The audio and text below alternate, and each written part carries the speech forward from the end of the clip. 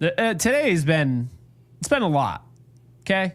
I don't know if this is going to be a therapy session or whatnot, but man, I got accused from our fan base for, the whole jinxing of Aaron Judge because I said yesterday, yeah, everything will be fine as long as they don't have a catastrophic injury.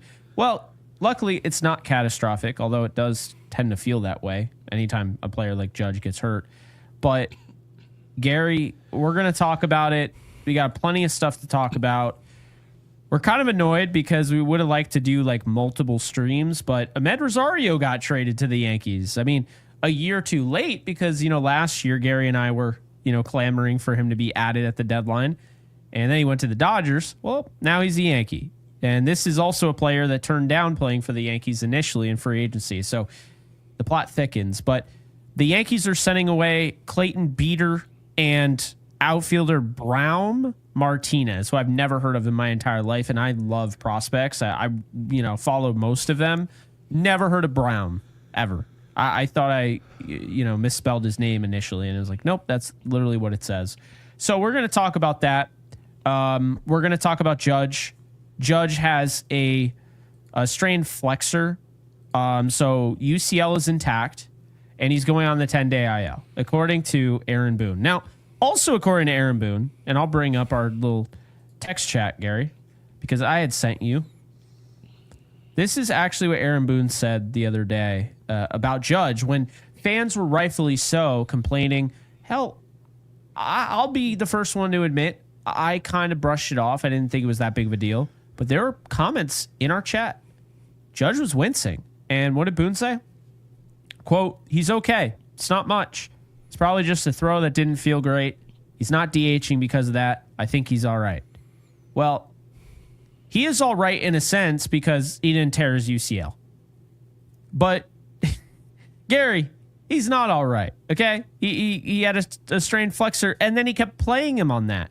We also found out Judge is going to be DH the rest of the year. So when he comes back, now Stanton is going to have to play right field is what they're saying. We're talking about Giancarlo Stanton having to play in the field. I will say this. The world was turned upside down for Yankee fans today. People might not realize the true nature of this. If Judge can only DH, okay, Stanton has to play in the outfield. Judge isn't just a guy. He's one of the best right fielders in baseball. The arm is there. Of course, Stanton has an arm, but the arm is there. The athleticism is there. That is huge. That's a huge, huge, huge loss. Also, forget about, like Ben Rice giving anybody a half day. No, Judge has to be the DH. So this is concerning. It's also concerning because the Yankees look like dog shit right now. They looked horrible today. The Marcus Stroman looked good for 3 innings, and then he just forgot how to throw a baseball, and he got pummeled. The bullpen is just horrendous. And by the way, as much as I like the Rosario move, and we'll talk about that, but Gary, they still haven't addressed the bullpen. They still have not addressed this bullpen. It's unreal. Also, real quick before I send it over to you, Ryan McMahon is not a fun watch, man. He's just not. That is not a fun swing to watch. He's swinging a garden hose. Yeah, I don't feel great right now, Gary. What about you? So, great intro. And of course, if you guys are new to Yankees Unloaded, it wasn't, please make but sure. You're nice. Yeah, it was great. Please make sure to subscribe to Yankees Unloaded. We are at 10,000 subscribers, giving away a Yankees jersey of your choice. Make sure you guys get involved. Thank you. So, Jake, before we actually even went live, I was talking to you about prospects, Brian Cashman, what this team does. And mind you, I was able to admit that the Ahmed Rosario signing does improve the team, right? He's a pinch hit at bat, right? Team goes to a lefty. We've got somebody out there, a right-handed bat, and Yes Network did introduce this idea that they may, right? They bring in McMahon, who can't hit a lick, and he's a really good fielder. Maybe they can bring in a right-handed bat and then kind of work off of each other. You bring in a guy off the bench, he can take a professional at bat against a lefty. That is true. That's the end of it. -8 defensive run save. He's a horrible fielder. He's not your starting shortstop. He's none of that. He's not going to start. So now that that's out the way, it's gone. I want to now discuss how disgusted I am with this baseball team. This entire way that we go about our business is so lethargic and calculated garbage. If you really think about it, the Yankees and how they go about trades, because that's what this entire week is about, Jake. This whole week is about what the hell does your team look like? What do they need to improve at? What are they already good at? And then you acquire by surrendering talent, even talent maybe that you don't want to give up, to acquire the assets to fill in the gaps to become a more complete team. Isn't that exactly what the deadline is? Of course it is.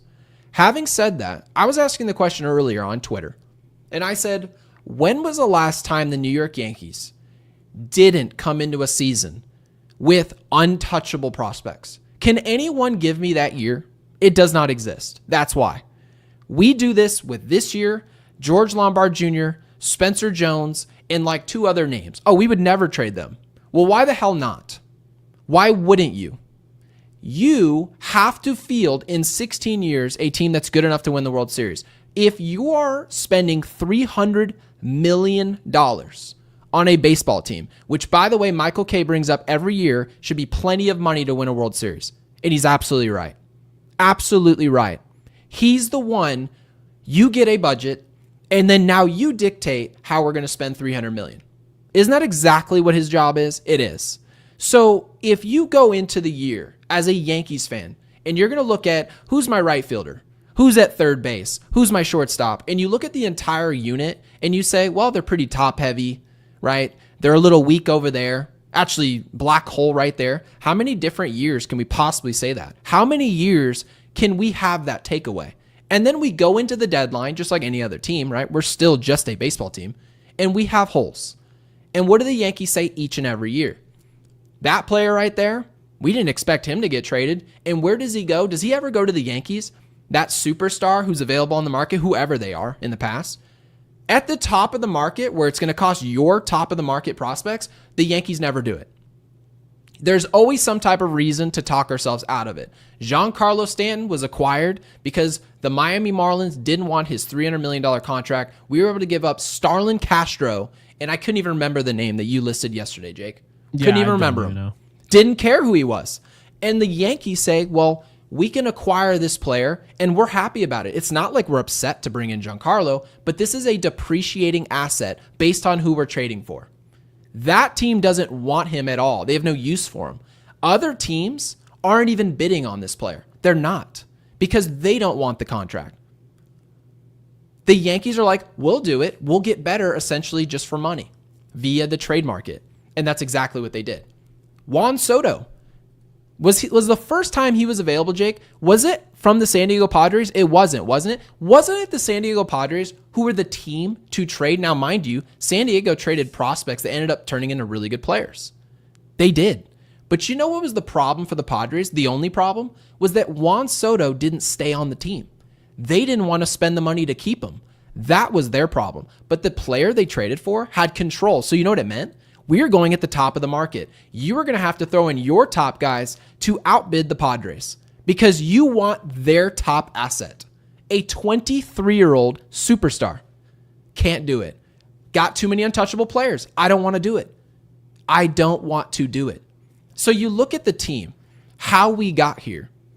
We got here by continuously saying we've got superstars in the minor leagues. You guys may rate our system as such, which is not at the top of baseball. We believe our prospects are going to be here. You guys can believe what you want. And you know what we see? We're going to see in 2026, we're going to see these same players that the Yankees called untouchable hit 245 with pop. They'll surely, Spencer Jones will be a solid player in Major League Baseball, maybe even a good one, but good enough. And mind you, of course, you disagree, Jake, but I'm going to offer my own opinion. There is no player that the Yankees have in their system. They don't have the type of track record to have untouchables. They don't have that. Brian Cashman doesn't have that type of steam. He doesn't. Brian Cashman has said, here's Jesus Montero. Can't trade him. I'm not going to be able to trade him. Well, why not? Well, because in order to acquire Felix Hernandez, I have to give up this player. I want to see it through with this player. I think he's going to be such. We saw what it looked like. Anthony Volpe, we had an opportunity to go get Luis Castillo and here's the funny part, and go acquire on the free agency market Corey Seager. The New York Yankees say, no, we got it. Our prospect's going to pan out. The New York Yankees had an opportunity to go get Bryce Harper. No, we're not going to do it. We've got Brett Gardner in left field on the back half of his career. We don't need an outfielder. That's what they told you guys. And now you fast forward just a few years, their top prospects, who are they? The infielders? No, they're outfielders, two of them, in Spencer Jones and Jason Dominguez, and one of them can't catch a fly ball. I am done hearing about prospects. I'm done hearing about these players and what they're going to do. And if you think that Spencer Jones is going to be the superstar that's so good, we just can't trade him for anybody, then call him up right this second and you're going to show me what you can do. And I'll tell you right now, if Spencer Jones shows up and he just is just a good player, just a solid player in Major League Baseball, complete, utter failure. It's garbage. I am looking, and I'm not telling you because I did tell you, Jake, that there's no player right now available that Spencer Jones really could be traded for. It's not Suarez, certainly, right? We don't know. Paul Skeens is not available. We know this. But there is going to be a player, whether it be this winter or very soon, who will be available. There's going to be a player who's available, and the New York Yankees are going to tell you guys to go screw off.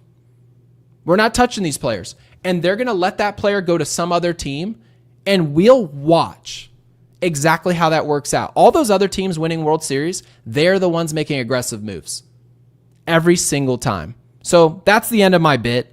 The New York Yankees should genuinely be embarrassed of how many times they told you guys no because we know better than you. They should be absolutely ashamed of themselves. Damn. You and I both, we had long-winded responses. That was good. We disagree on Spencer Jones, but we agree on pretty much everything else. And I just think, today, I will say, we were talking about this. We were talking about this on the air. We were talking about this off the air yesterday.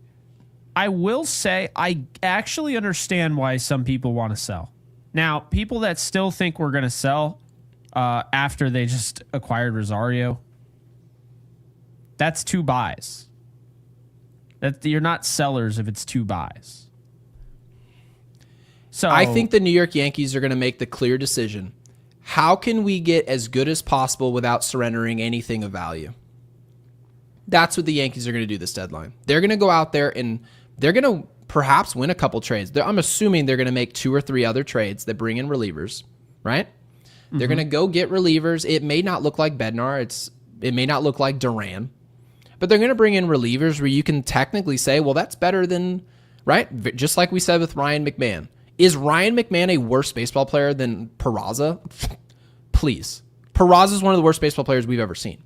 He's horrible offensively. Hitting 150. You would be hard-pressed to find anybody worse. So now that you've traded for a player, we pay $16 million a year, and people are like, how can you guys still be complaining? It's better. It's better? Anything would have been better. And now you brought in a $16 million player, and then you're the same people who want me to be happy about this move just because it's better. We're going to go into the offseason, and Cody Bellinger's going to opt out of his deal, and we're going to have to work Bellinger into the budget, which I'm sure we will. Then we're going to have to say, is Kyle Tucker fit in our budget? And they're going to say, and Jake, you're absolutely right. They're going to tell you guys, no, we're actually budgeted out. We have enough room to fit like $25 million worth of player, not 40. And the reason that money is going to be tight is because of moves like this. Yeah, terrible signing. Horrible. I really don't like the, I don't know how much more obvious I have to make it. I don't like the McMahon deal. And I see this has been reposted a few times, so I'll give you your highlight there. Appreciate you, NDC, for watching the show and commenting. Yo, Jake, let's be real. If Hayes had the same debut McMahon had today, you would have said he had a solid. No, I wouldn't have, because those 2 strikeouts, if he looked like that, I don't care that he got on base twice. We're acting like Ryan McMahon showed up here and struck out twice and did what he did, right? Obviously had a hit. We're acting like it didn't cost us $16 million a year, not just this year, next year and the year after that. Ryan McMahon is going to be your third baseman. Ryan McStrikeout. That's great.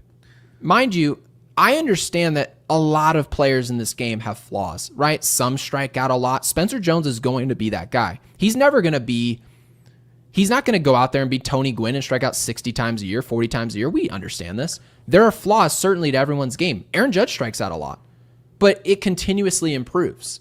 But it's also Aaron Judge. You guys get the point. There aren't really any flawless players in this game, and if they are, they make $500 million a year. So we understand that Ryan McMahon certainly has strengths, and it is fielding. I just traded for a dude hitting 214? He's hitting 214. He doesn't have 40 home run pop while striking out as much as he does and hitting 214. We essentially traded for a solid defensive player, which is a good thing in a vacuum, until you find out what it's costing us. We're paying $16 million for a glove. Is that practical for a team who tells us they don't know long-term how to budget? I don't know, guys. It doesn't make sense to me. Yeah, it's really frustrating right now because, again, I don't know how you look at yesterday's game and today's game and say, you know what we need? Another third baseman.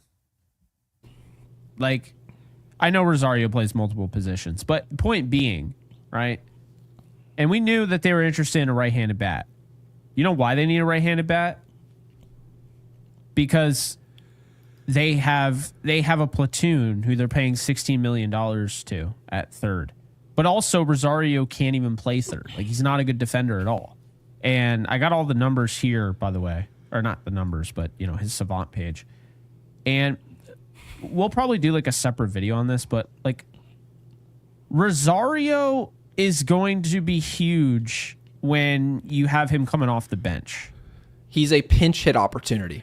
But and he can play, you know, as a hitter. If he's in the lineup, you're not like, oh, Rosario's in the lineup today. That's not a punt lineup anymore. He's a good bat. But this is not acceptable. Like, this is not good enough. So that's that stuff, technically, he's not there to be at second base at any moment. Ahmed Rosario shouldn't even bring his glove to New York City. He should literally just put it in a furnace and set it on fire. Well, no, he's going to play third too. I'll tell you guys what. If Ahmed Rosario, and mind you, you may be correct. Maybe you are. When you look at these numbers, and the Yankees tell you that they're heavily involved and indulged in analytics, right? Analytics can be, if they're properly used, and that's true, if they're properly used, they can be impactful. Absolutely. Ahmed Rosario is a putrid fielder, not just in 2025, 2024, 2023, 2022, right? Hey, what the hell was that 2020? He actually looked like a good fielder there. Interesting. So only 5 years ago, we had a good fielder, but every other year, it wasn't. And so now you traded for a player who is a black hole defensively. And I'm telling you guys, no, he can have an impact if his sole job is to come off the bench against a lefty. That's his only job. And he's not going to pinch hit for Volpe, by the way, because guess who Volpe just so happens to hit well? Lefties. So what, you're going to bring Rosario off the bench to pinch hit for him? No, you're not. You're going to pinch hit for Ryan McMahon. That's who you're going to pinch hit for. In some type of postseason setting, well, I'll tell you right now, your team's not set to be a postseason team. You guys haven't done the type of work. And the first moves you made were the least important. Ryan McMahon and Rosario, those are the least important moves we could have made. We needed bullpen arms. We don't have them today. We won't have them tomorrow. I couldn't even begin to tell you, Jake. This player, by the way, has value for a complete team. You just throw him on the bench. Someone spins a lefty out there. You bring him off the bench. He takes that at bat. That's why the Dodgers got him. Correct. That's why the Dodgers got him last year. Now, they ended up cutting him, which was the weirdest thing because they literally traded for him at the deadline, but then ran out of room, so then they cut him. But he's exactly what a contender should have. I mean, this is what we call he's good enough to start as a hitter, but he's not good enough to start as a fielder. So this is what you call a guy that you don't feel bad when you don't get him reps, but you feel good about when he's at the plate. And so that is the type of guy that you want on your bench. That's really good depth. The Yankees got better today getting Rosario, but they got worse because they lost Judge for the time being. So, and they didn't even, I don't know. I don't really know what their deal is with the bullpen because if they were in such a hurry to get 2 third basemen, they should be in like way much of a hurry to get. I mean, they need bullpen. When you watch this team, you're like, what was Alan Winans doing today? Throwing batting practice? I mean, it's just no. Well, Jake, actually, by the way, so when people were telling you they should sell, let me actually back them for just a second. Because mind you, I've never said that we should do that at all. Remember, I've actually gone against it. But let me ask you this question. When I asked you, what do the Yankees need in order to be a good enough baseball team to actually run down Toronto for the division? I asked that question about 2 days ago. And your answer was they need 2 or 3 really good bullpen arms. Not solid, right? You're not talking about just an upgrade. Simply an upgrade in comparison to who they're replacing. You said they need a Bednar, right? Colomb, maybe a Duran. You were naming really good arms in baseball, right? Now, let me ask you this. What if the Yankees cannot, right? What if those teams will not give you those assets unless you go to the top of your farm system? What if that happened, right? Yeah. What would you do then? Well, Brian Cashman, and I'm not even saying that they should say yes because we've sort of made our bed here. The Yankees are almost in a position where they've got real prospects. And really, the list is like 2 names long. It's Spencer Jones and George Lombard Jr., and more so Spencer Jones by how he's playing. The Yankees have put themselves in a position where in order to actually get back into contention to win the division, they have to completely surrender top 1, 2, or 3 prospects in their system to acquire what's necessary. That's way too much of a risk for relievers. Guys, when you trade your top prospects, regardless of if they have control or not, you don't trade them for relievers. That's not what you do. You would trade them for a Paul Skeens, right? You would trade them for a starting pitcher. Forget I even said Paul Skeens. You would trade them for a star starting pitcher, a star position player with control.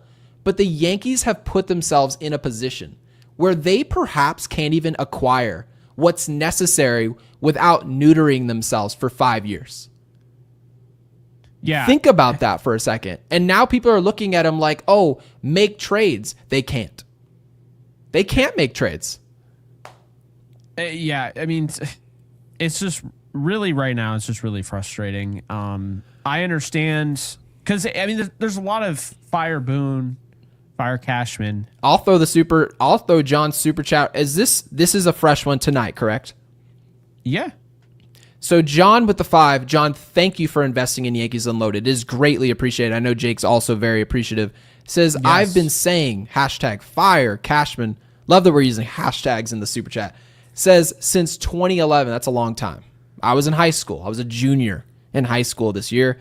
It's way beyond time. Also, no team with Baboon, the clown, as manager will ever win a World Series. Guys, I will tell you, I don't know how you feel about this, Jake, and I'm very curious how you feel about it. I genuinely think when I look at what's the Yankees' biggest problem as a unit, the whole organization, top to bottom, ownership, general management, manager, right? Or players. I would honestly tell you the biggest problem is roster construction. How the pieces fit around each other. People actually having a runway to play if they're good enough to play. We simply don't have that. Having 3 DHs, having 5 outfielders, and not having full ability to play each and every one of them every day. You can't have Cody Bellinger, Trent Grisham, Jason Dominguez, and Aaron Judge, and you have 3 spots to play them. Who created that? Brian Cashman. My biggest issue with this Yankees team is how they're constructed, and that falls on the lap of Brian Cashman. It's a huge problem. I think it is a much bigger problem, by the way, than Aaron Boone. What say you, Jake? I think Cashman has poorly constructed this roster, like you said the other day. I mean, I don't think Aaron Boone, because I don't want to give Aaron Boone a pass, but this is the bullpen that you're giving him. This is, I don't know. What was the list of bullpen arms that you thought Aaron Boone could go to? How long was that list again? Can you name it? Devin Williams, Yeri De Los Santos, Luke Weaver, Mark Leiter Jr. when healthy, Fernando Cruz. So you listed 5 guys and 3 of them are actually even healthy enough to throw a pitch. Yes. Isn't that right? Correct. So why would you, if you have 3 players, and 2 of them, by the way, one's a setup man, one's a closer. Isn't that correct? Yeah. So why is it that you're sitting in the 6th inning of a game because maybe, say, Marcus Stroman pitched or maybe someone pitched and gave you 5 and a third, 4 guys have to pitch.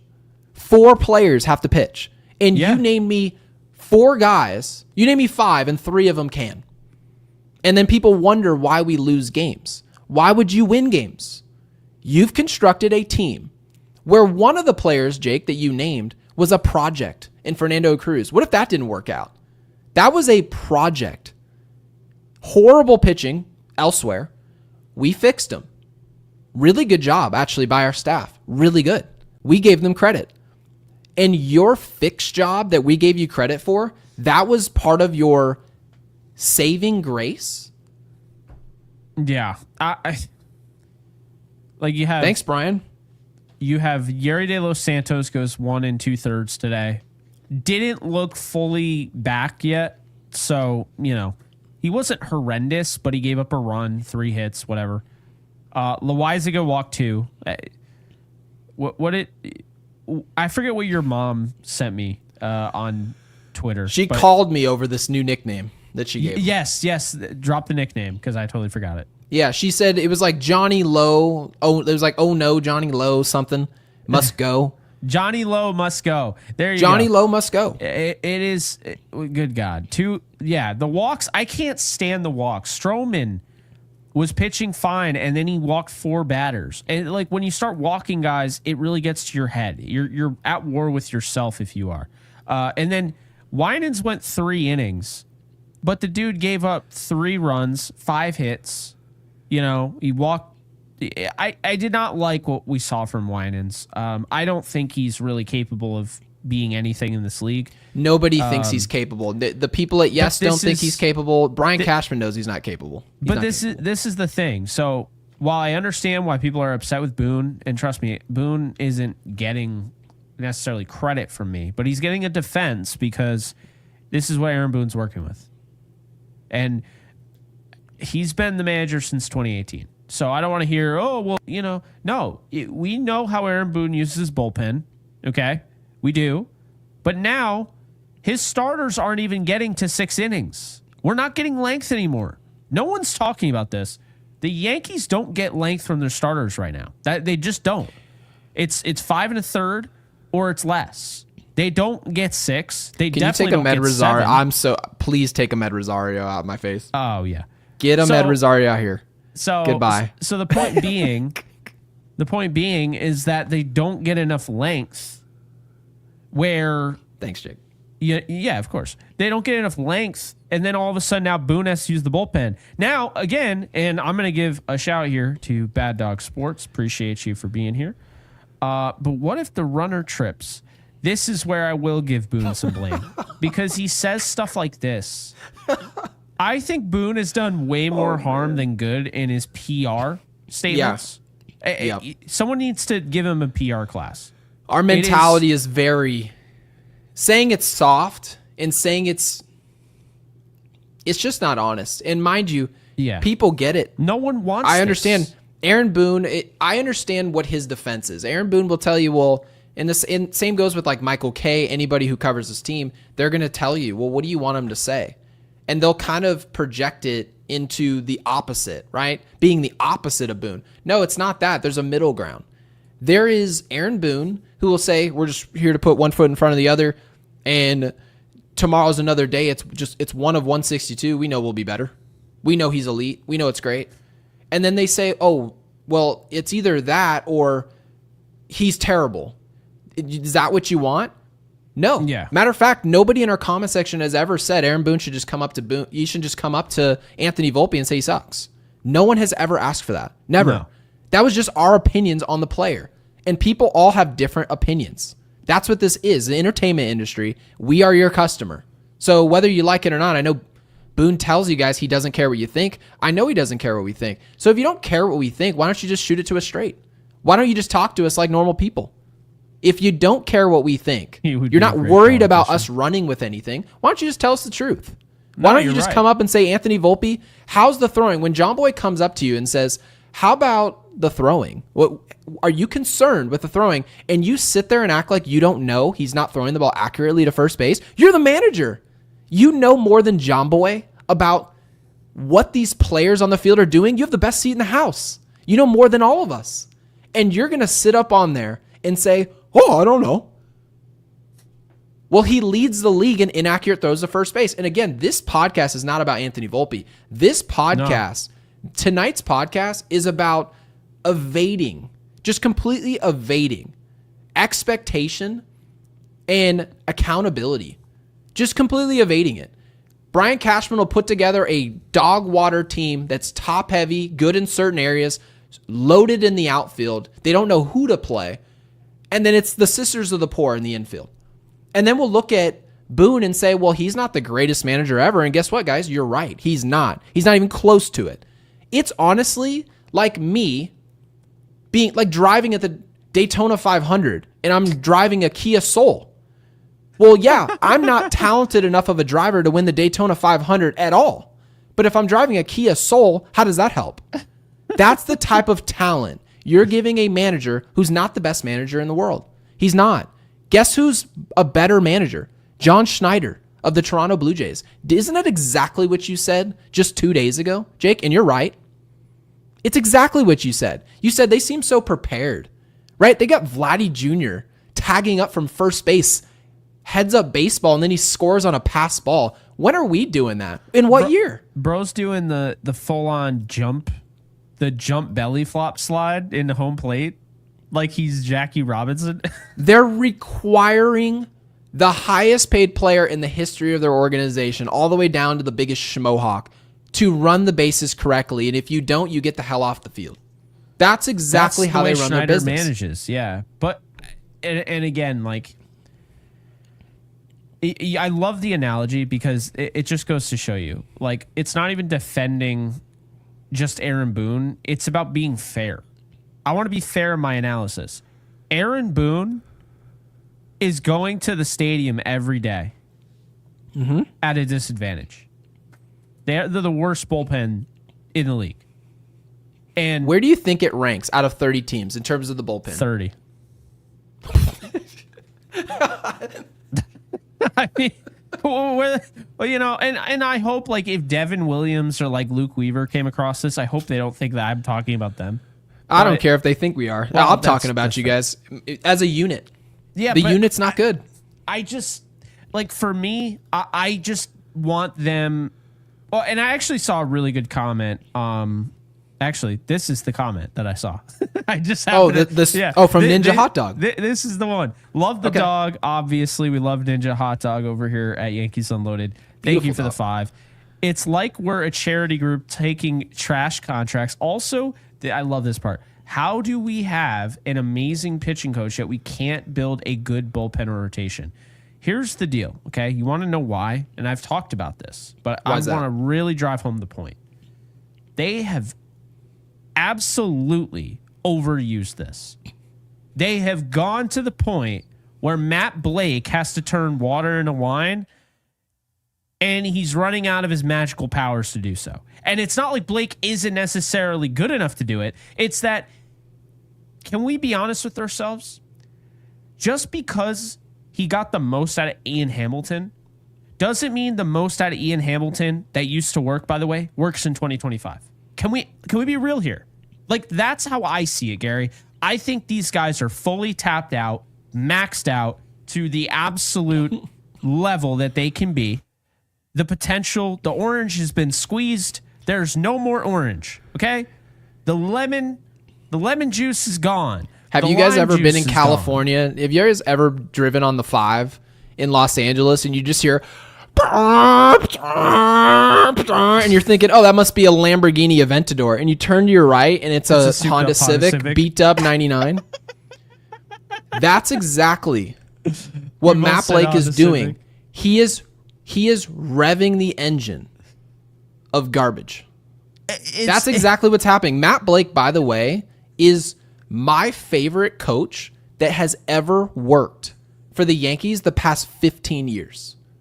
And I love Joe Girardi. I love Joe Girardi. I hope he's on this podcast one day. I really do. I love Joe Girardi too. Matt Blake is my favorite.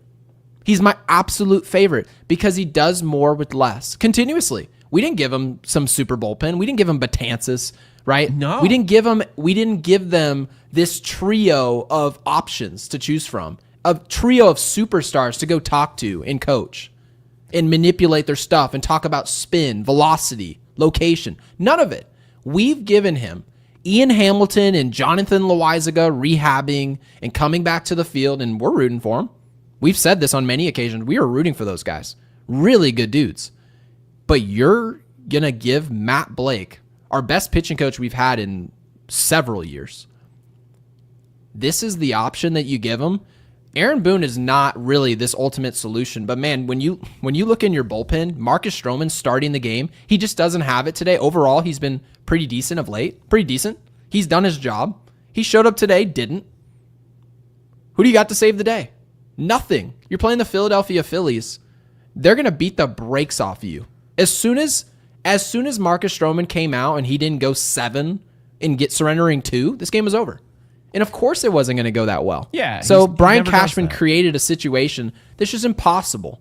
It's impossible. Brian Cashman, his job as the general manager is to put the best team out there for the manager, right? Mm-hmm. And the Yankees, quite literally at this point, have no chance to win just about any game because they have no bullpen. So their pitching, which is all of a sudden their starting pitching starting to struggle. Mm-hmm. It's like your offense can score, and we've already seen this. Your offense can score 7 and you can lose, like easily. So this is what I'm talking about. Okay, Rosario, McMahon, you gotta add bullpen. You have to. If you have to lose, I said this the other day. If you had to lose a trade just to get it now, as opposed to waiting, just do it. For real. You need help. And you know why? Because you refuse to sign Tommy Kahnle. You refuse to sign Hoffman. You refuse to sign Esteves. There's a reason why free agency exists. For a team that has a need, you can go out and you can shop for the need. The Yankees, it's like they were just like, Tim Hill's going to be totally good.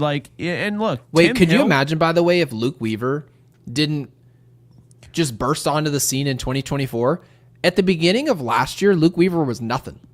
I know.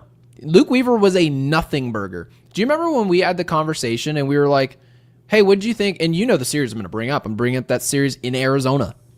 In Arizona. Do you remember that series?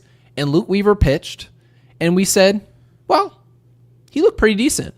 He did give up some runs, but we think that there could be something there. And then eventually, your dad mentioned how when he pitches in certain high leverage situations, he's much better than the situations we were pitching him in then.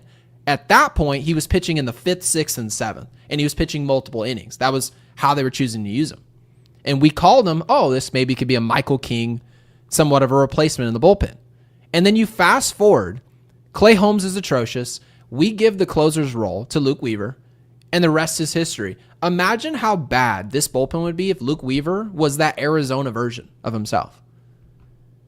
Think how much volatility we've actually got. So, by the way, I do see some super chats, obviously mentioning Kyle Tucker, mentioning some talent that really is going to show up for money, right? It's just going to cost you guys money. People say all the time, well, it's not our money. Well, Keep that energy this offseason. Jake doesn't think we're signing Kyle Tucker. I don't think we're signing Kyle Tucker either. When they didn't do it this offseason, getting him, I was like, they're not getting him. Well, technically speaking, the Yankees had an opportunity, and the rumor was that Luis Gil was going to have to be floated, right? In order to make this happen. Now it's the exact same situation that we're in with Juan Soto, right? Technically speaking, the Yankees shouldn't need Kyle Tucker. They shouldn't have to go get another rental player to accommodate their needs. Technically, if they had just traded for Juan Soto 3 years ago, they probably keep Juan Soto. The chances that he stays with their organization for 3 years and then leaves it, pretty unlikely. But instead, they brought him here, and people forget this. He played 1 season, and folks think it's a marriage. He was here for 7 months, 8 months. Bon voyage. And then we have reporters joining our show, and they're here to do a job. They do it very well, telling you, and Randy Miller, hey, well, it was reported to me that he was always going to the Mets. The second he got there to the Yankees, he was always going to the Mets. Would that have been the report 3 years ago if you had traded for him? No. So how do we fast forward to today is now the Yankees are required to either spend $500 million on a player to bring him in, right? Could have had him for much cheaper years ago. Yeah. And now you're forced to bring in players because your prospects aren't ready in time to help Judge win a World Series. They're going to be ready by 2027 to be great players. And so then we're going to say, okay, Judge is hitting 4th. He's hitting 5th, right? He's no longer Aaron Judge. He's not the player that you guys see today. And then folks are going to say, well, that next superstar is out there. And then the Yankees are going to tell you guys, this untouchable kid over here, yeah, he's in Double-A. He just got called up. Untouchable.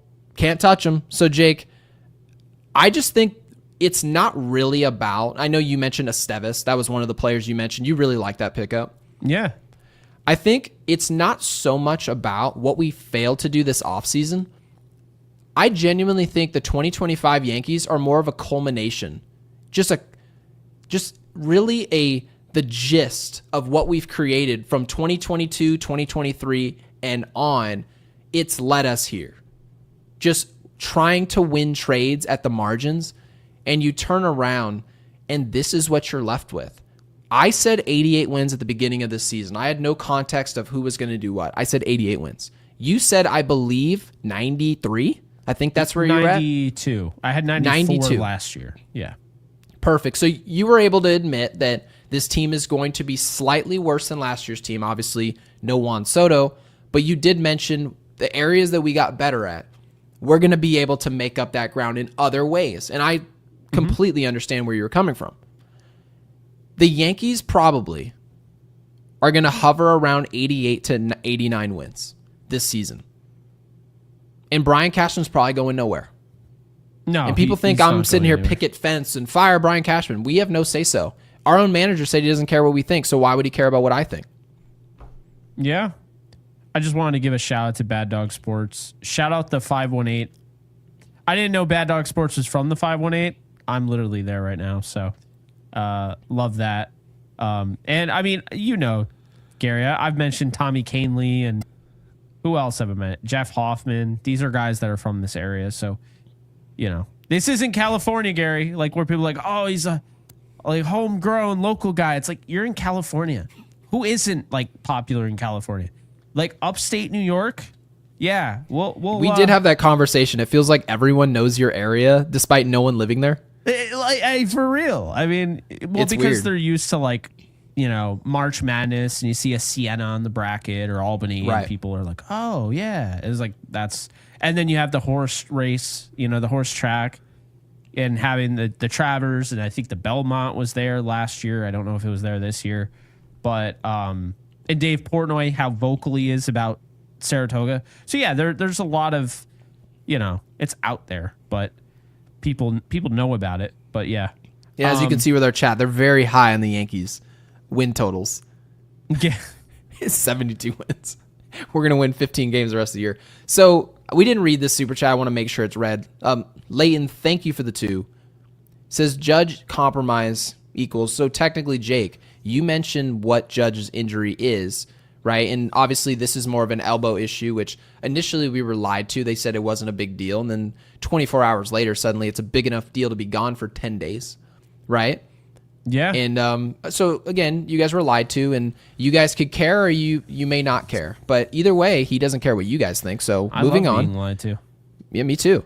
And Suarez, essentially saying Suarez, not Ryan, straight BS. Now, just to be fair, Suarez wasn't a good fit for this team. He was certainly an upgrade offensively. I mean, no one would question that. I don't care if he strikes out.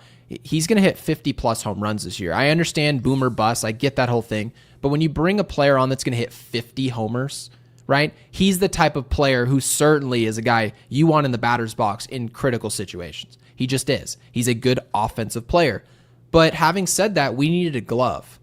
And the Yankees said, okay, well, the most important thing is the glove. So we're going to trade for a glove. We're going to give up nothing. And they're going to give up minor prospects, not their top. The reason that's going to happen is because the Rockies perceive McMahon as, I think they called it minus 18 million in terms of value. And that's how Major League Baseball had it, some type of statistic. Essentially saying when you're paying that type of dollar at 16 million, the Yankees are willing to overpay a player to solve this one problem. And that's exactly what you saw. The Yankees have solved defense at third base successfully. That is all they've done. They also brought in Rosario. So if that's good enough for you, then that's perfectly okay. It's not good enough for us. So yeah, Suarez just wasn't a fit. It's the reason I think they didn't want to go that way. And I didn't have too much of a problem, the fact that it wasn't Suarez. I had more of a problem of who it actually was. Very well put. Would I take Suarez over him, like just straight up? Absolutely. Would I take Suarez over him because of the contract? Absolutely. Would I take Suarez over him with the return? No. Right. Whoever gets Suarez is going to have to give up top prospects. I wouldn't give up top prospects for a rental. I just wouldn't. Yeah, it probably wasn't going to look like Spencer Jones, but it may look like Ben Hess, right? Arizona's trying to recoup some starting pitching. That report was surfacing. They are probably looking at Ben Hess. You might be looking at a LaGrange, right? A player that the Yankees have said that they are floating to some degree. So were we comfortable at that depth for that player as a rental? No, absolutely not. So Leighton, perfectly okay to have that opinion of wanting Suarez. I just think of what it would have cost. It just wasn't worth our time. And then Alex, the GOAT, also a mod here at Yankees Unloaded. So we really appreciate it. Alex is just the best. Thank you, Alex, for the 5. Alex. Says, do you think Tucker looks at this team and says, wow, it'd be an honor to play for the Yankees, but not with Boone and Cashman running the show? So, love the way this was worded. It's so Alex, man. This is an Alex comment. Yeah, because this is almost a trick question, because when we come into the offseason, I think most of us assume Aaron Boone will be here, right? And people make it seem like you're doing the damn devil's work by saying that someone's not good enough at their job to perhaps ask for somebody else to do it. They make it seem like it's the worst thing in the world. Now, mind you, we all think Boone's going to be safe. We think Cashman's going to be safe this offseason. And I do think, to some point, everyone across baseball believes the Yankees are run a certain way, and it's not necessarily the right way. I think everyone knows that. I don't think it's a mystery to anybody. Jake, you mentioned that people kind of underrate our system, right? That's an opinion that you've shared. You really like the different direction that this team's going, and that's a perfectly fair take to make. But the Yankees, and something I brought up, they don't have the track record really to suggest that people should take it serious. They, in a way, have to prove themselves. Yeah. And so maybe Alex is right. Maybe Kyle Tucker looks at this and says, yeah, you may be able to give me $500 million, but this other team also can give me $500. The Yankees and they're not run the way you guys are. They just don't. You know what the Yankees are? What's that? When you have a Ryan McMahon put on the pinstripes and he's sitting there taking questions at the podium, they're the easy low hanging fruit. Be like, I always wanted to be a Yankee. Just growing up in being in the backyard, hitting home runs. It's just a dream come true to be a Yankee. It is the most low-hanging fruit ever. I always wanted to be on the team that has 27 world championships. I always wanted to be on the team that had Babe Ruth and Lou Gehrig and Joe DiMaggio and Roger Maris. Like, that's my thing. Is like, I just think it's low-hanging fruit. I said think that in Pony League. I was literally picked up by the Yankees. I got to put on, my mom will tell you, For 1 year, I got I to was be on the Yankees. 1 year. Right. Everyone got a chance in Pony or Little League or Babe Ruth. They were in a Yankees jersey. And of course, if you're not a Yankees fan, you didn't care for the most part. But people who grew up watching the Yankees, they're like, oh, I always dreamed of wearing this uniform. We say the same thing. But then what if I told you guys that you're a professional multimillionaire athlete and that's kind of worn off? The idea of being a big leaguer, it's no longer this dream. It's now your reality. And now you have to sit in the situation and say, is joining the Yankees the best thing for my career? Is Aaron Judge, right? Aaron Judge committed to play the rest of his career in pinstripes. And I'm not telling you guys it would have been better if he left us. But what I am telling you is that have the Yankees really built a team around him where they're like, oh, we're moving like the Yankees? Have they really moved like the New York Yankees? The most proud thing and I want to give Hal Steinbrenner some credit without really giving him a ton, is how high of an offer we gave Juan Soto. That's the most Yankee thing we've done, is putting $775 million out there. We essentially walked up to a $10 million house, offered 9.9, and someone told us no, and then we walked off. Yeah. Well, okay, so the luster's not there. The Cashman issue. Boone, still, I don't think Boone's doing a great job because I don't want to take the blame out of him. I mean, they're now 8 games above 500, but at the same time, Nice. I mean, I don't know. I thought, did you just say nice? I don't want people to accuse me of being too Nice. negative. There we go. Nice. Good job, guys. Because mind you, I do see it in the comment section. Golf People clap. will mention he's accomplished. He's gotten to 100 wins this fast, right? All things that are true. Mm-hmm. And you have to cover those things. However, the last time, like, you really have to look at it and say, you can have accomplishments and Thank you, still Jonathan. not be the right man for the job. Perhaps it should be better than what you guys are seeing. Maybe it should be. Maybe we should be more aggressive as a team. Maybe Brian Cashman's not allowed to be more aggressive. Whose fault is that? Yeah. Jonathan with the W. Literally Thank you, W Jonathan. in the avatar. I just noticed that. Apex, thank you for the 2. If we miss playoffs again, maybe Tucker is Soto 2.0. What would you put the percentage chances, by the way? Do you think the 1%. Yankees will even tell us if they're interested in Kyle Tucker, or do you think they'll come into this offseason and say, no, we really believe in Spencer Jones, Jason Dominguez, obviously defensively, as being an everyday player, and obviously Aaron Judge manning right field? No, right? We all believe in Aaron Judge. They're going to tell us we just got Ryan McMahon. Okay. We got plenty of toys for Christmas, so don't ask for the big box item. We already got you plenty. So you said 1%, correct? Yeah. What makes you say 1% and not 0? Do you think that there's a chance that they say, okay, Kyle, mind you, in order for Kyle Just Tucker because to it become a sounded Yankee, funny to just say 1%, I would probably instead go of 0? Okay, so I 0. I don't think they have a damn chance. I also don't think Kyle Tucker's going to give a rip. Kyle Tucker will be Why would he? like anybody else, like how random dudes on the Mets will be like, yeah, this is actually where real baseball in New York is. That's the biggest load of shit ever, okay? We have gotten to know our fans pretty well, okay? Find me Mets fans that are up at 1:51 a.m. on the East Coast watching a podcast. They're not. I'm sorry. They're not. It's not happening. Well, I will say this, though, from a player's perspective, what do the Yankees do for you that the Mets don't? The Mets also go out there and don't win World Series. What do we do? No, but my point, though, right, is that whenever a player is signed, money talks. So, Of course. Juan Soto will run his mouth and be like, yeah, it's always the Mets and this and whatever. Of course. Kyle Tucker, if he gets the most money from the Cubs, will literally be like, this is the best organization in the league. Like, that's what he's going to say. But if he goes to, say, the Dodgers, he'll be like, yeah, this is no brainer. They, win championships here, city of, champions, all that.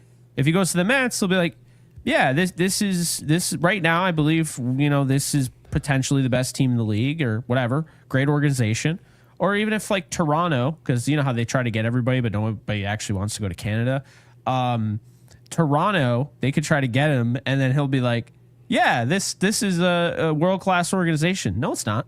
Technically speaking, the Dodgers are the only team in Major League Baseball. There's not one other team, even in the conversation, that signs players for discounts, for deferred money. Oh, no, don't worry about paying me the $40 million now, right? Well, you can just pay it to me later. There are small anecdotal evidence around the league, right? Trey Turner took less money to play with Philadelphia as opposed to San Diego, right? And you look at Alex Bregman signed with the Boston Red Sox, $40 million a year. They're not paying him $40 million this year. He deferred a lot of that money, right? One instance. How many players have chosen, I'm going to defer my contract. I'm going to take less money. I want to be a part of this organization. The Yankees aren't that team. I don't really care about this Yankees-Mets rivalry or who owns this or what. I could not care less. I don't think the Yankees or the Mets have done nearly enough in terms of winning. I don't care what you spend or what you buy or any of this stuff. I don't care who you invest in. I care about the results. So the Mets can go out and win the World Series. And if you win the World Series and then somebody wants to hop on the mic and say, I've always wanted to play here, this is where real baseball is played, I'd say, well, why would I have a problem with that? You guys are winning. But if the New York Yankees are going out, you haven't won a World Series in 16 years, why should I care about players wanting to play here? Bring players here. And then make sure while they're here, and Aaron Judge agrees to sign a 9-year, $360 million contract for you, almost $40 million a year, if not on the mark of $40 million. When you do that, for example, BG, you give Cody Bellinger, say, a 4-year, $120 million deal. That's $30 million a year. You force him back by making sure he's accommodated, making sure he's compensated. And then guess what? When your organization shows we'll spend whatever we need to spend, we'll invest whatever we have, we will trade whoever we need to trade in order to bring the right players in here, then after that happens, players will say, I want to play with those guys. Because the second I commit to that marriage, they're going to do everything behind me that I would ever want. They're going to go get a bullpen. Jake, you just complained about the bullpen. I don't have to worry about that if I sign that $120 million deal. If I sign for $120, I may look in the bullpen and see Ian Hamilton. Why would you be worrying about Mickey Mantle and Babe Ruth in the history of the Yankees when the Yankees have proven that they won't go at the top of the market? They're trying to win trades. And I'll tell you guys what, all these really good players that you guys want to sign, you asked about Kyle Tucker and like why would he want to play here? Well, it's not going to be just simply because of the pinstripes. It's also going to be how you move in those pinstripes. Yeah. And by the way, BG might want to shave a year off there, and I think you got the contract almost dead on. 3 years, $120 million. Yeah, it's going to be $40 million. It is. It just That's is. big money. Well, he's Bregman. He's currently... So you don't think... I actually was probably looking, in my opinion, I wasn't necessarily looking at Cody Bellinger as receiving more money, but just extending his years. I was looking actually... Wow. I mean, yeah. I don't have a problem with it. That's sort of the territory. If he wants it, you get it. He's going to hit close to 30 bombs this year with an OPS around 850. Yeah. That's a great player. I will not argue with you at all if Cody Bellinger wants north of $25 million a year. I won't. If you play excellent baseball, we've sort of seen guys. Juan Soto makes $50 million a year. With bonuses. I don't know if people understand this. Juan Soto made $120 million this year from Steve Cohen. Bingo. Bonuses, all types of stuff. Right. Boris is his agent. Well, guess who else is Boris's agent? Kyle Tucker. No, I was going to say Jose Altuve. Jose Altuve went up to Scott Boras and said, hey, I know I can get more money elsewhere, but make sure you get this deal done. So it's not always at the top of the market. Some of it is going to be player related. He will have an impact. So I'm curious to see how much money we have to spend on this player. Lot of respect for Greg. For the record, I'm a day one Mets fan watching your podcast at 2 a.m. Yeah, that is dope. Mets fans being in here is just really cool. The Mets, though. Is there a Mets podcast that's going live at 2 a.m.? I don't know. No, there probably is a Mets podcast. It's just probably not very good. That's fair. And then I think you guys have a great podcast. Wish the Mets had a similar team. Thank you, Greg. Just letting you know, we out here. Well, we appreciate you, Greg. Appreciate everybody in here. I know there's Blue Jays fans lurking. There's Dodgers fans. We've got Virtual in here who's a Dodgers fan. Steven did not like my comment. Appreciate you, Steven, for being here. Also a Mets fan. Obviously didn't mean to offend our Mets fans here. But you get my point. And there was a Marlins fan. I still can't get over that Marlins back and forth with you on Twitter. I can't get over. That was so funny. Wait, which one? This guy's like telling you, yeah, you're gonna have to give us Spencer Jones for Sandy Alcantara, and you're like, not interested. Leave me alone. Yeah. So guys, this is another thing about the trade market. It's so every funny. time there's a player available, whether it be Eugenio Suarez, whether it be Kyle Tucker before he ever becomes a Chicago Cub, yeah, every single time you tell somebody I want to trade for said player, they immediately on social media. They immediately project you're going to have to go to the top of your system to go get that player. It doesn't matter how good or bad that player is. It could be Kyle Tucker in a rental year. It could be Juan Soto in a rental year. It could be Sandy Alcantara after one of the worst first halves you've ever seen, who he's, by the way, to be fair to him, he's absolutely turning around. He actually just had a big start. His last start out, he looked really good. I watched him start. Anything to do with him. Of course. Especially given what it's going to cost financially for prospects, all of this. Now, mind you, when you say, yeah, I said, what did we say to actually warrant him thinking I wanted this player? I can't even remember. I can't remember, but it was so funny because it was like one of those, the Stan accounts, your favorites, where it's like Agustin Ramirez Stan account. Oh, yeah, there's so many of those. There's Loizaga Stan accounts. There's just not even good your baseball favorite, players like, with Stan hoodie. accounts. Hoodie accounts. I've never met a smart person with hoodie account. I've never not one time. I don't know what that even means. Why does that mean? Like what is like hoodie? Technically, there is a smart person with Giancarlo Stanton's face in our chat.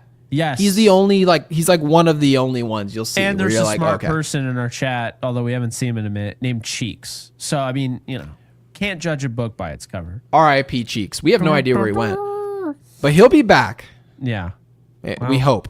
Hopefully. So, John, thank you for the 2. Also a member here at Yankees Unloaded. Guys, we greatly appreciate all of our members. We used to read them all off, and then the list became like 70 names long, and people started getting upset that we were doing that. So we try our absolute best to give you guys notice for the type of investments you make in us. We're also aware that it turns into a hoopla, especially for people who are listening to our podcast on Apple, Spotify, and they're like, why am I listening to a name 60 names long? So we try, but John, thank you for doing so. Thank you, Says John. Judge is more hurt than advertised. Won't end well. I would say at the very least, the Yankees should absolutely protect Aaron Judge, and this is part of the reason why it's nice to have your designated hitter role somewhat available to use at your disposal. The Yankees, unfortunately, don't have that luxury. The Yankees have really now going forward from today on, right, to the end of the season, we've got 3 players we would love to have DHing. 3. Jason Dominguez can't field a lick. We really like the total package offensively. I would love for him to play every day. Not in the outfield. I would love for him to DH, right? You've got Aaron Judge and you've got Giancarlo Stanton. We would like all 3 of those players to hit. But unfortunately, to John's point, I just don't know what to believe. He could be more hurt. They're not going to tell us. And if they did tell us, what would we be doing right now if they said that he's not going to be able to throw for the rest of the season? We'd all be panicking, running like chickens with our heads cut off, and rightfully so. I'm panicking, but we already are. Stanton is going to have to play right field. Is that what they said? I didn't see the report. Can you refresh me of what was said? Yeah, I'm going to try and find the exact word usage, but the whole and I'll point catch was up on that- these super. The whole point was that Stanton essentially is going to have to play some right field. Aaron Boone says Aaron Judge will need to DH when he returns from the injury list. Giancarlo Stanton will begin preparing to play right field again, something he hasn't done since 2023. Boone says there's a chance Judge will return to the lineup after missing the minimum of 10 games, according to Chris Kirshner. So Okay. here's the deal, okay? The last time Stanton was in the outfield, he was playing left field. Do you remember that? The most daunting position physically in the outfield that we have to offer. And he looked, he didn't mess up. He didn't look fine. He looked scared every time the ball was going there. Maybe I was just scared. It was just, it's a reflection on how I felt, but good God, man. Yeah, I can't even believe it's a massive risk. Right, everybody understands this. The Yankees are in a position where they have no choice. Now, they're not going to do that every day because they're not going to play Stanton every day. They already don't play Stanton every day. So that's just the days where they want to get Stanton in. Well, every day that they need to get Stanton in, he's going to have to play the outfield. Could you imagine our defense with Giancarlo in right field and Jason Dominguez in left field? Oh, my God. We've got two players out there doing valet jogs. One player doesn't have the skill set so far to do it, right? He's just he's 22 years old. Yeah. He's not a good we have no idea how that's possible, right? Not a good outfielder at 22, but people think it'll turn around at 25. That's neither here nor there. He's playing left field, the most difficult assignment you can offer a Yankees outfielder. Not center field, where you would think it would be. No, left field, where it's Death Valley. We're putting Giancarlo Stanton. What year did you say? 2023 or 2022? 2023. 2023. In over 2 years, he has not touched a glove and been out there. And we're going to throw him in right field. This defense and the outfield is going to be a sight to behold. Oh, we were just a...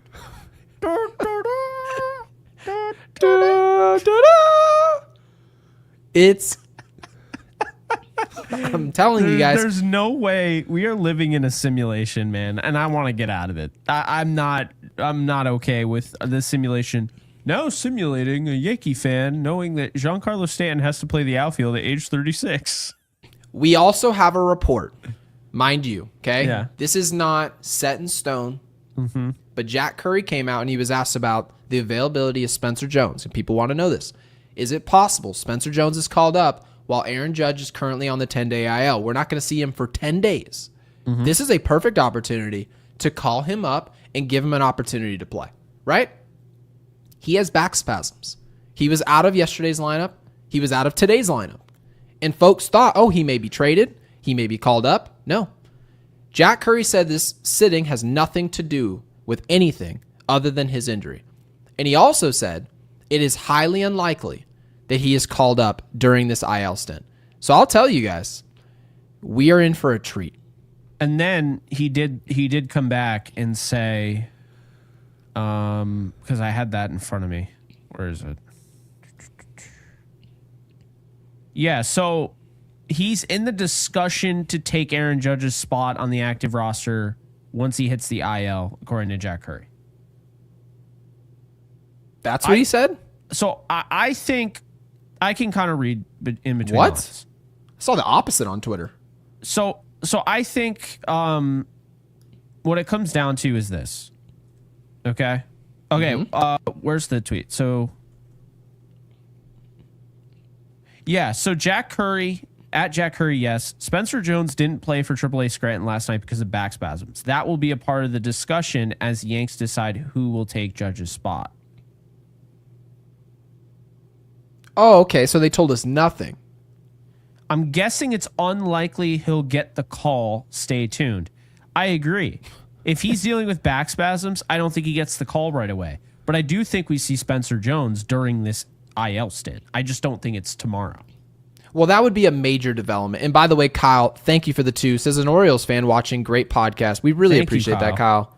That's awesome. So sorry about your Orioles this year. That has to be eventually the business model for us is that when Yankees Unloaded is big enough where we're comfortable of doing so, we'll eventually have Orioles Unloaded and Red Sox Unloaded, baseball Unloaded. We may talk about other teams as well. It seems that way.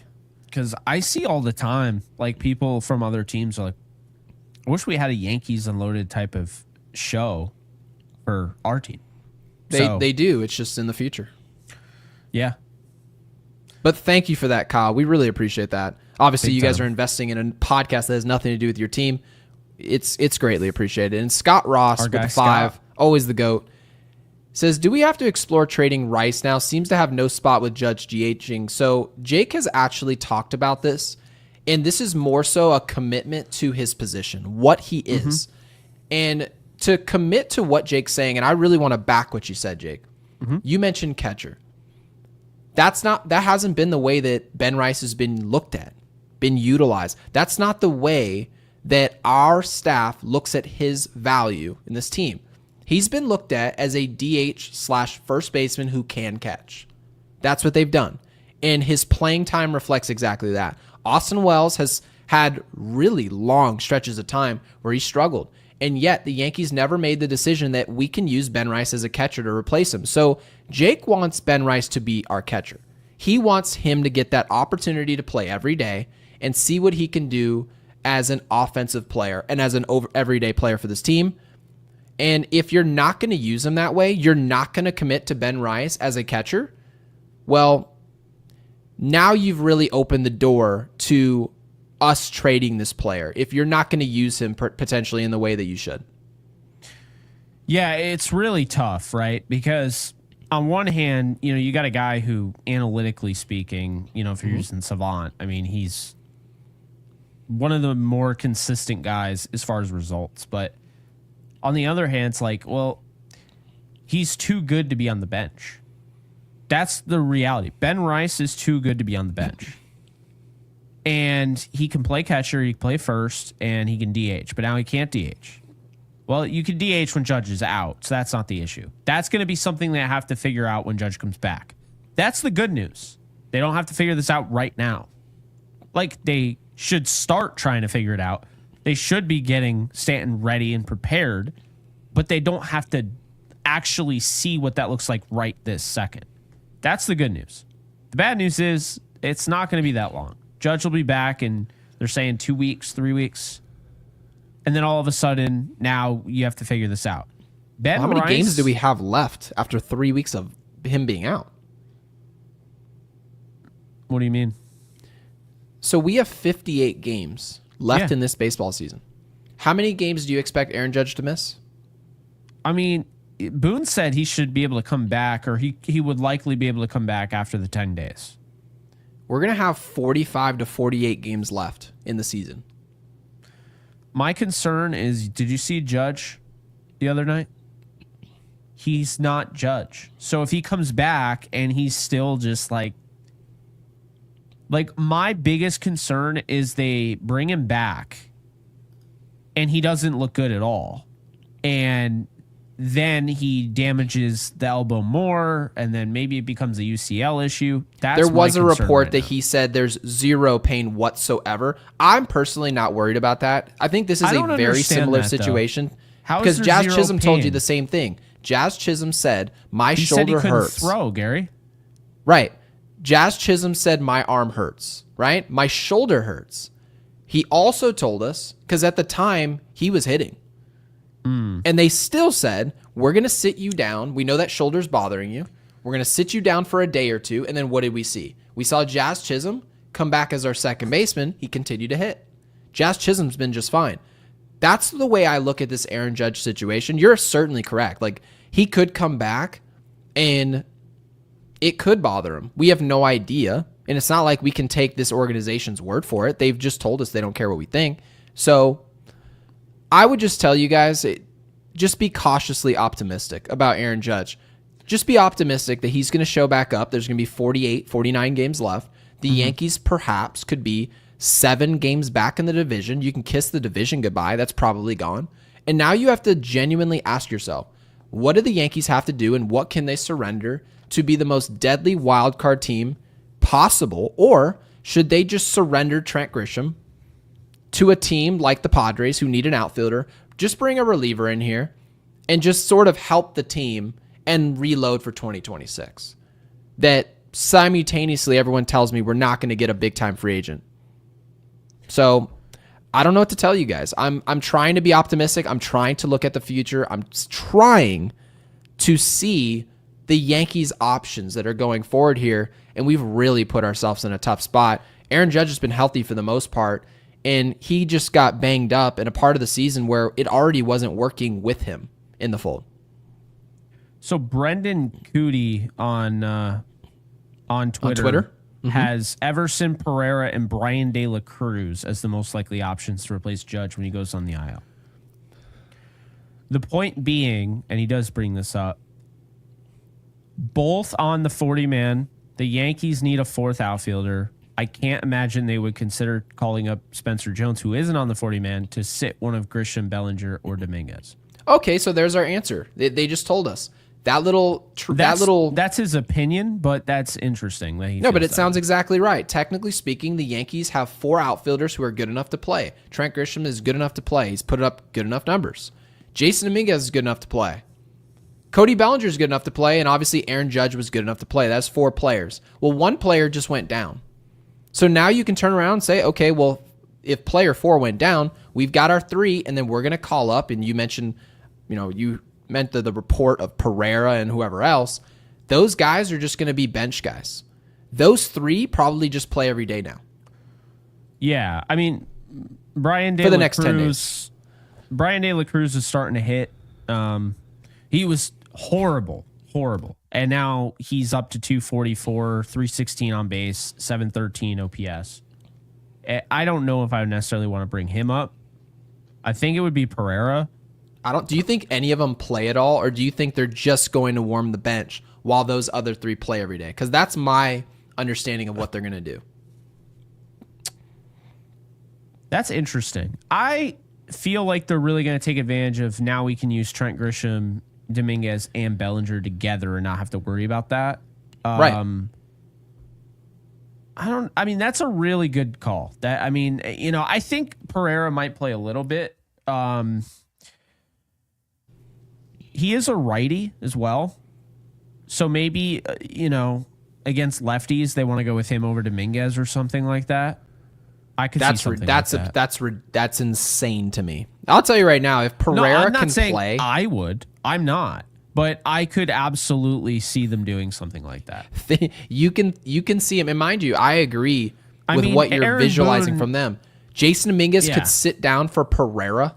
Jason Dominguez batted 9th today, Gary. He was our batted 900. lower than Ryan McMahon. Ryan McStrikeout. Okay? He batted lower than him. Volpe was 7th. Like, there's no rhyme or reason for any. I mean, lefty, righty, I don't give a shit. Yeah, I don't know why. If you're lefty, righty, your strategy led to Jason Dominguez hitting 9th, you messed up. Like, that's stupid. It's just dumb. But yeah, it'll be Everson Pereira. By the way, I did actually predict this. I said Everson Pereira will be the guy they call up, and Spencer Jones will be called up in September when they expand the roster. That's what I said. Mm-hmm. Peraza, by the way, is going to get DFA'd. Peraza. Okay. Because, well, I don't know for sure, but I'm just kind of reading in between the lines. I mean, they don't have enough room. Like, if you want to keep Peraza's glove, which fair, it's good to have a defensive guy like that on the bench. But, Gary, how do you do that? So right now, they have Stanton. Judge is going on the IL, right? So you got Grisham, Stanton, that's 2. Dominguez is 3. Bellinger 4. Volpe 5. Rice 6. McMahon 7. Goldschmidt 8. Chisholm 9. Wells 10. Escara 11. Okay. So then you're bringing up Pereira, we'll say. That's 12. And then Rosario's 13. Peraza's gone. Yeah, he's definitely gone. By the way, why did they tell us Giancarlo would play outfield? I have no idea. So I hear what they're saying when Judge comes back because they want to get Stanton in the lineup, but they want Judge to be the number 1 priority to protect his health, right? That's their call. If DH is gone and Giancarlo Stanton is in the outfield, are the New York Yankees genuinely considering having their 2 worst fielders in the outfield when they told us their objective at the deadline was to get better at defense and get pitching, to quote them? To be fair, is that actually a considered alignment? What can they do if Judge can't play in the field this year? Like they're worried about him. Like what can they do? If Judge cannot play in the field, the least they can do in the interview is say, yes, it's a problem. Oh no, I agree with that. But I mean, like in actual like action, what can they do differently? That's why it's like, yeah, it sounds silly, it sounds ridiculous, but it's like they're in a bad spot here. They are. And I think their only option is Giancarlo just can't play. Well, I mean, I'm being honest with you. I genuinely think if that's the scenario, and you're asking a great question. This is a really good question. Yeah. You're asking, how can they get Giancarlo in the lineup?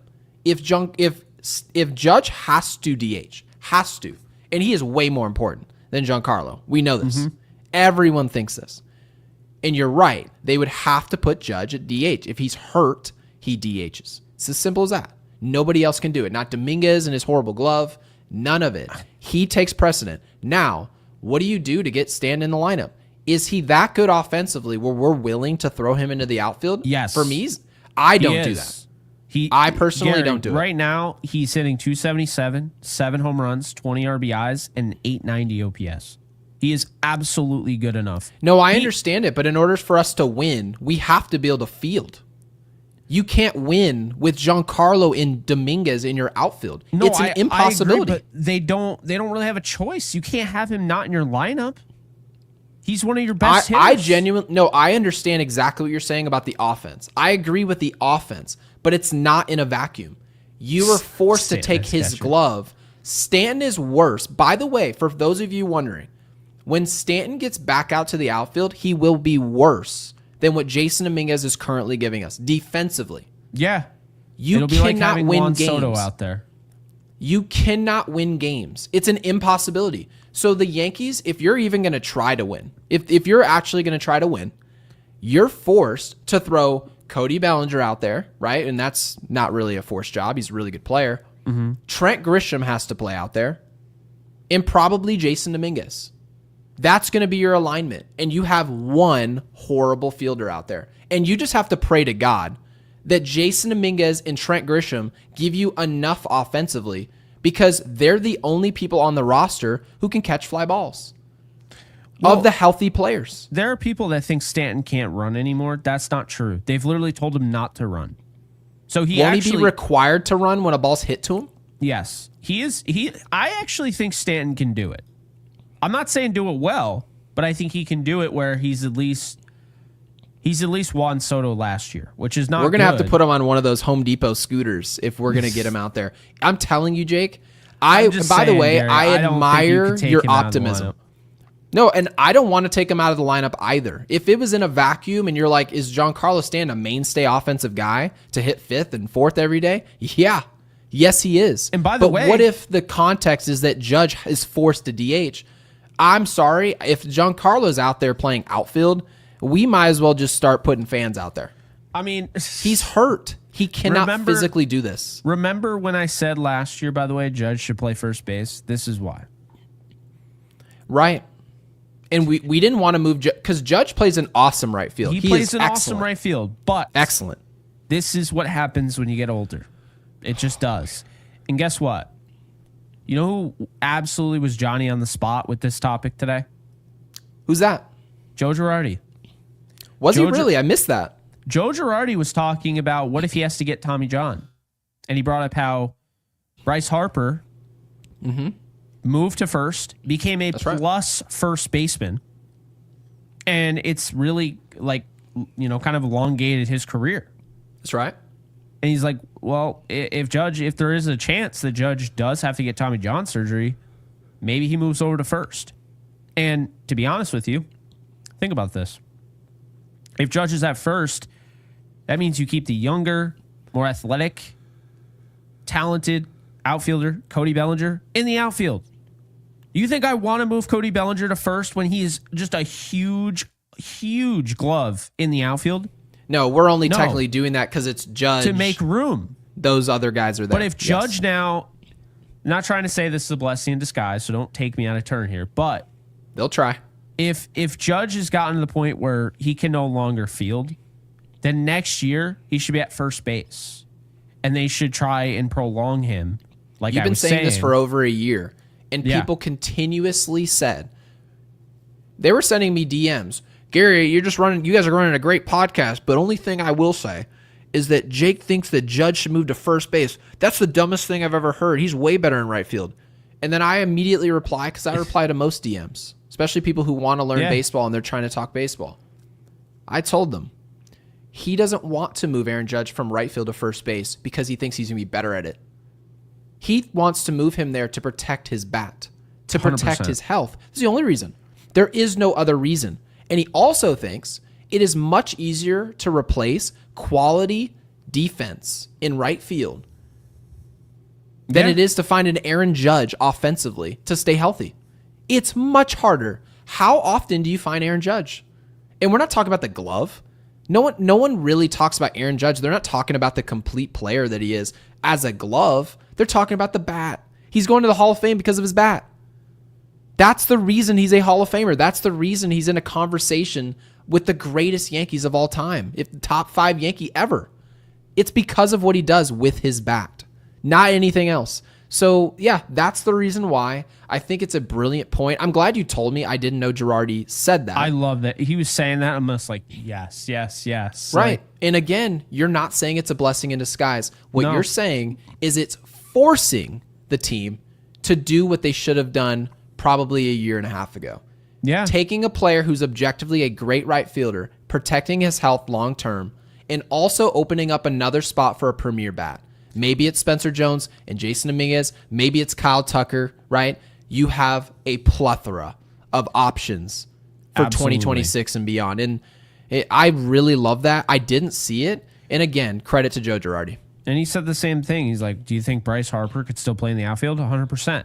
But now that he's a plus glove at first, they're like protecting him. It's allowed them to be creative as well. Look at this. And move other guys around. Look at this. Yeah, Look at this. I get that, Zach. But again, like, we're in 0 hour now, okay? Now you have to make a choice. Like, Judge is no longer able to play in the field. They told us. So next year, because it won't be this year, you can't just teach him first base now. He'll be able physically probably next year, again, most likely if he doesn't need Tommy John, he'll be able to run back out into right field, and the New York Yankees will say he is an objectively great right fielder. He will be that. However, you're also running the risk. Philadelphia, as you mentioned, easily could have run Bryce Harper back out to right field. Easily. Absolutely. As soon as Tommy John was done, ship him out to right field, and he would have been fine. Yeah. But you know what? Him moving to first base allows you to bring other options out into the outfield and get him out of harm's way, because the real asset is Aaron Judge's bat. It's not his glove. It's not how he changes the game in a short right field. I promise you guys. That's not why the Yankees are good. The biggest reason why the Yankees win all the games that they win is because Aaron Judge hits 350 and hits 50 bombs plus. Yeah. That's the biggest reason. I think I want Cody Bellinger in right. I want Spencer Jones in center next year, and I want Dominguez in left. Perfect. I will tell you, if I had my answer as to what alignment I want, right? And I love that, by the way. I'm glad you're pushing this conversation to 2026. I think that's what we should be looking at. I'm not giving up on this season. I'm just letting people know, if we're talking about Judge in the same breath of him being a first baseman next year, well, I wanted to extend that. I am highly doubt this season is worth anything. But of course, we're going to cover it. I'm going to say this. The Yankees alignment, in my opinion, people have said we don't expect Kyle Tucker. Jake, you've said you've given it a 1% chance and you were being funny. You actually think it's 0%. I'm going to tell you just not what I think is going to happen, what I think should happen. I think Aaron Judge should be moved out of the outfield. He's not going to be able to DH, and of course, if you force him to DH, Giancarlo Stanton, unfortunately, just has to be gone off your roster. I want Giancarlo to stay on the roster strictly as a DH, but you can certainly make that choice. If you want Giancarlo off the team, then Judge can just go over and DH every single day. Make that choice. But what I would do is try Aaron Judge at first base. Clearly, he's a big body. He's 6'7", 280 pounds. He's a big target. Certainly, he's one of the best athletes of all time. He's going to be able to play the position. At least you hope he can. Now, when he goes over there and does that, now you go over, Spencer Jones is in your outfield. You have Spencer Jones.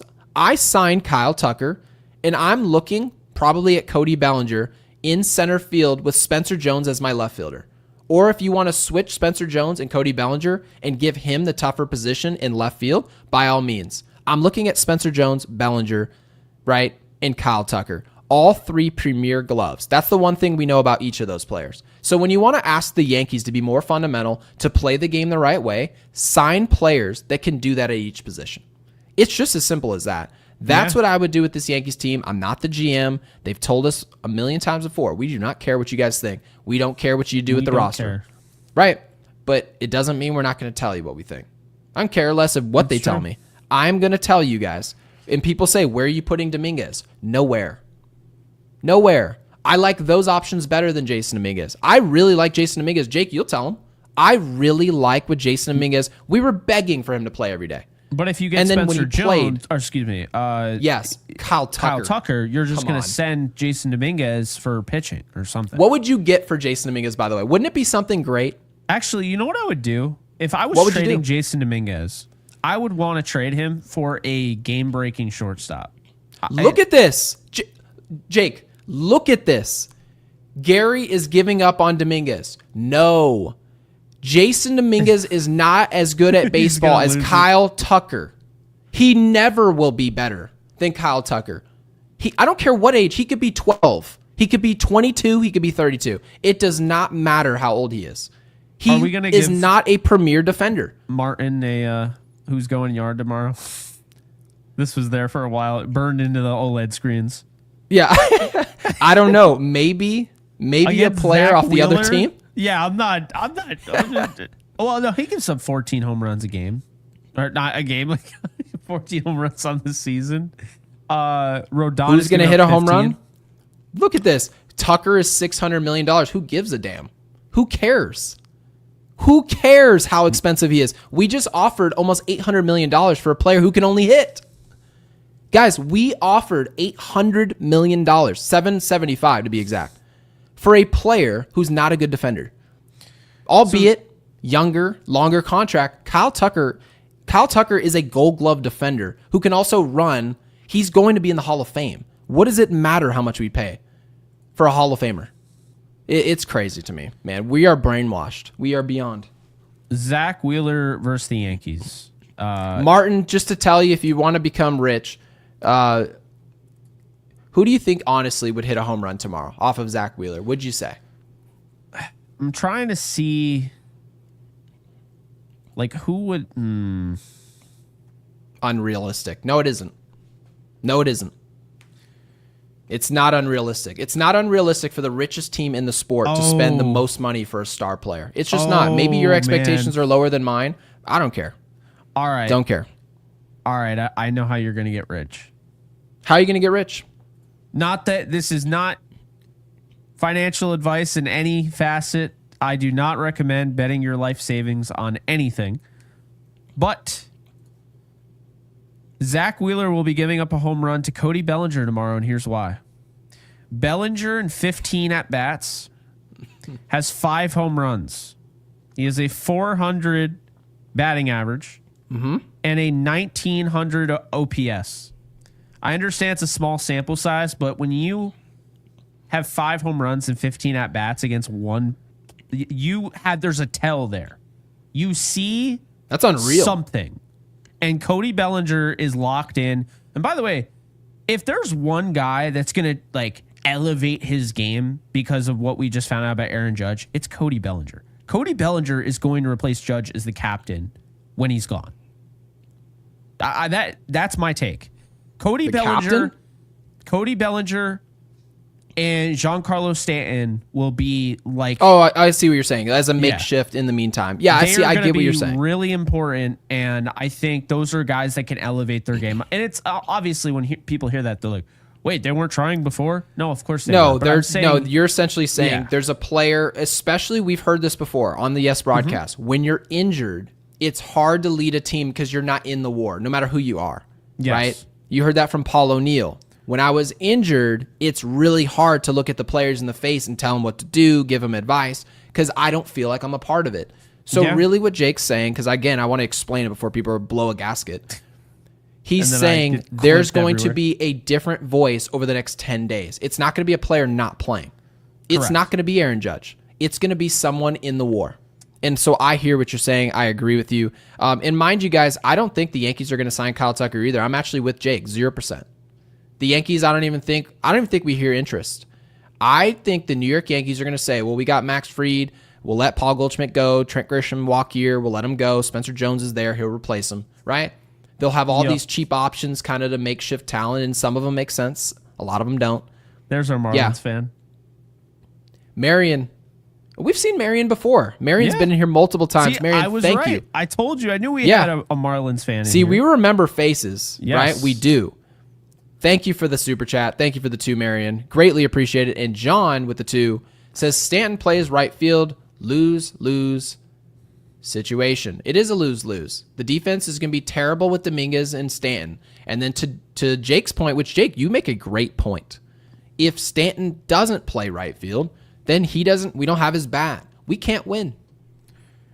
I wasn't expecting Stanton to be this good. I just wasn't. I know he does it in really October. I don't think people realize, like, he's got 7 home runs in, 28 games? And he started off, remember I even mentioned it? I'm like, he's working counts. He's not swinging at everything. He's serving it in the right field. And now the home runs are coming. So he's gotten better with his approach, and now the power's starting to come back. And you're just like, all right, this guy, he's way too lethal. Yeah. By the way, Jake, on the point of this super chat, Stephen A. White, thank you for the 2, he says, Jason Dominguez hit 9th today because of a left-handed pitcher. JD is weak from the right side. So I want to ask you the question.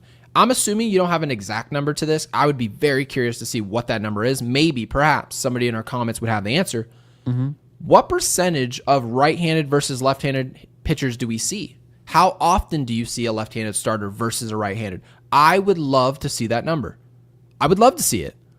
Well, you're going to What see percentage would you mainly guess? You're going to mainly see right-handed pitchers. Of course. The average person's a righty, but I would be curious because it seemed like last year all we saw were lefties. Do you remember that? Oh, dude, that was so...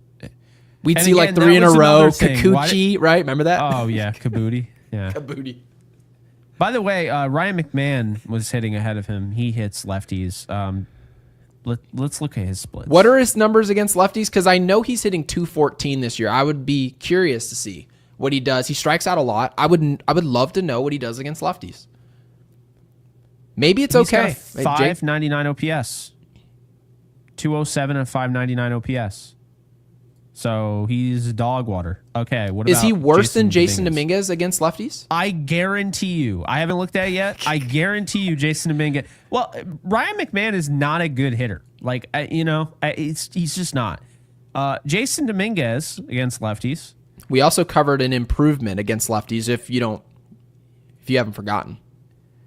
They're pretty... Actually, Jason Dominguez is worse, believe it or not. Damn. Okay. So technically speaking... 566. Wait, so he hits 193, OPS. 566. Is this the Good player God, that's 22? Is this the player, by the way, that's 22 years old that people are telling me is just he's a guaranteed superstar? We shouldn't sign a superstar, a player who's already a star. We shouldn't sign him because this player is a guarantee? It's a project. It's a work in progress. He's 22, so you're saying there's potential for something to happen. Is there potential in a Kyle Tucker? No, it's a guarantee. That's my whole premise. We're not getting Kyle Tucker, but we're not getting him for reasons that have nothing. They have nothing to do with baseball. It has nothing to do with fielding a good team. It has everything to do with the budget. And when the Yankees are budgeting, you guys aren't winning. Yeah, it's weird to me. I don't know what they're gonna do, because Thank you, Steven. Oh, there's one thing I wanted to bring up. Yeah, go ahead. My dad said it best today. He sent me this. He disagreed with you on something, so he wanted to... Okay, yeah, share it. Absolutely, by all means. So he said, this is what I disagree with Gary on from the show yesterday. It's not how many runs we score total. It's the ability to score critical runs. Notice we get 2 guys on base and can't score every time. And the other team gets guys on base and they seem to score. I do agree that the number one problem is the bullpen. But right now, We are simply making every team look better than they are. I'm almost at the point where I do think we should just sell and blow the whole thing up. This is absolutely pathetic. So what does it mean by sell? Like what players? Because my take wasn't necessarily that we can't sell. It was not who that can part. We sell? It was the beginning part. What was the beginning part? Because we were talking about the offense, which I actually agree with you. But then my dad gave me a new perspective that I wasn't really thinking of.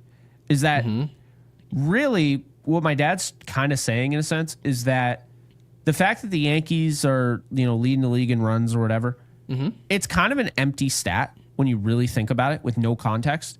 So we lead the league in meaningless runs and not runs that are manufactured, important runs. They're not with context. When are they coming through in critical situations? They're not. Okay. And that's what's leading them into these positions. So as much as we've defended the offense and given them a pass, and the bullpen is god awful. I hate the bullpen. All right, I'm done ranting about the bullpen. But as much as that is the case, Gary, he's right. The critical runs, 2 guys on base, Ryan McMahon swinging for the fences. Like, use your head. So actually, I agree with your dad 100%. I don't know if we disagree. I would tell you this. He's absolutely right that I did look at our run differential, right? Michael K looked at our run differential. We look at total runs scored, and you say, oh, well, we score 14 runs in one game. And mind you, 9 of those runs were meaningless, right? We won 14-2. Yeah. And you scored 14 runs, but then the next day it was a pitcher's duel, right? Very tough game. You had a tough matchup, and you scored 0, and the other team scored 2. Well, you score 7 runs a game. And technically, you've scored 9 meaningless runs to help your differential, but then the following day, it seems like it would be okay as an overall thing, but that's not in a vacuum. What your dad is saying is if you look at the context of when we score our runs, it's not when you want to score them. Yeah. That's really what he's saying. No. The Yankees can score with the best of them from innings 1 through 5.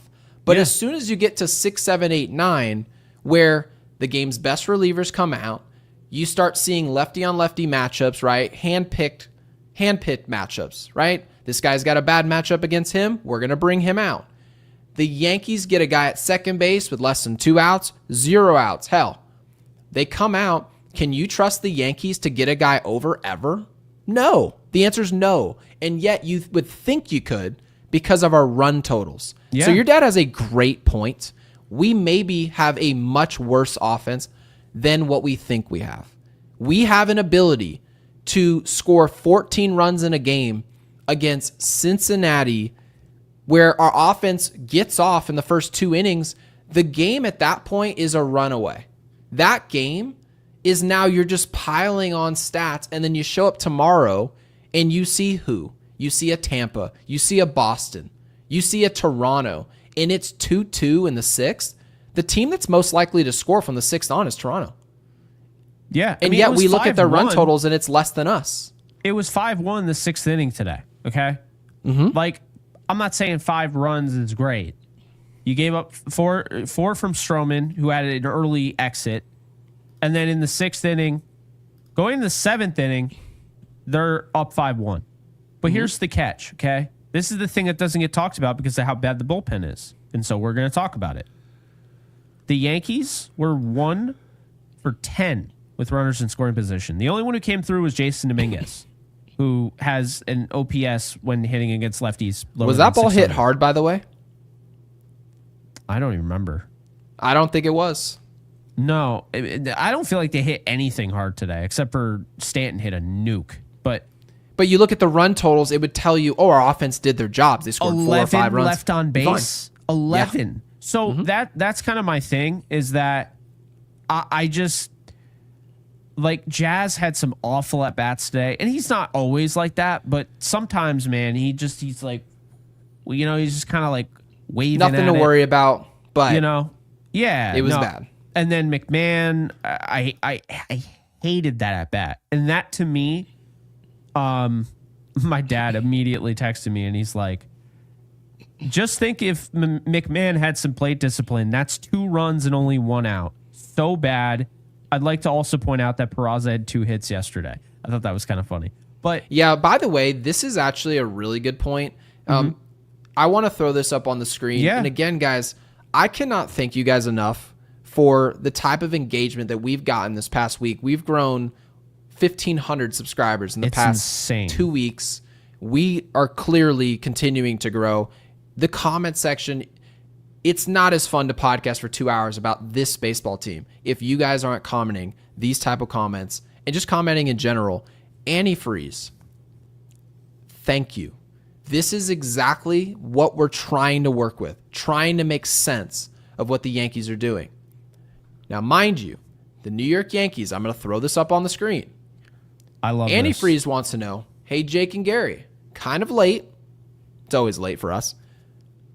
But what about Belly in left field and Jason in right field? Now, to provide some context here, the Yankees, their entire staff, they tell you they're geniuses, right? They are geniuses. They know better than us. They have analytics up the wazoo, just coming out their ears, even stuff that we haven't seen. To tell you the 2024 roster, based on the construction, we're going to throw Aaron Judge in center field. Now, why'd you guys do that? Oh, we put Aaron Judge in center field because Juan Soto is not a good fielder. Situationally, he's got a really good arm, but range-wise, he loves to play deep in the outfield, play everything in front of him. We want him in right field because right field is the easiest assignment defensively. And it's really a place we should be putting our worst fielder because we can protect him in that way. And so it begs the question, Antifreeze brings it up brilliantly, why don't we put Cody Bellinger, our absolute best outfielder, even better than Aaron Judge, in left field with the toughest assignment in the outfield, and then put Jason Dominguez, objectively our worst defensive player, in right field so that he has an easier opportunity to make an adjustment. Do you want one more example of us doing this? Clint Frazier. He played left field. What did we do with him to try to recoup what he was doing defensively? And it actually somewhat helped. We put him out in right field. Why is Jason Dominguez not our right fielder?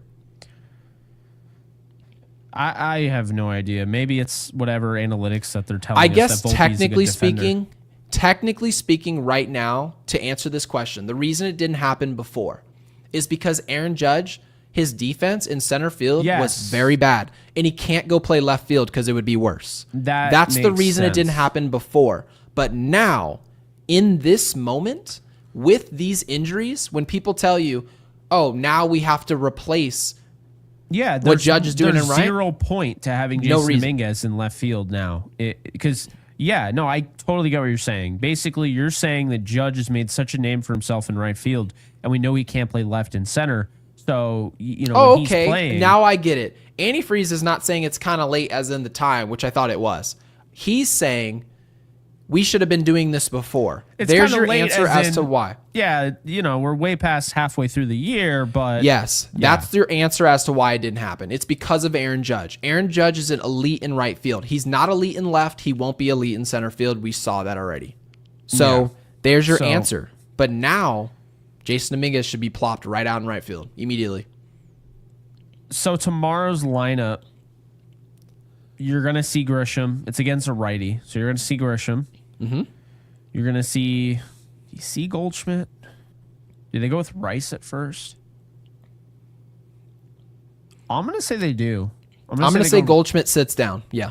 I'm going to say they go Rice at first, Jazz at second.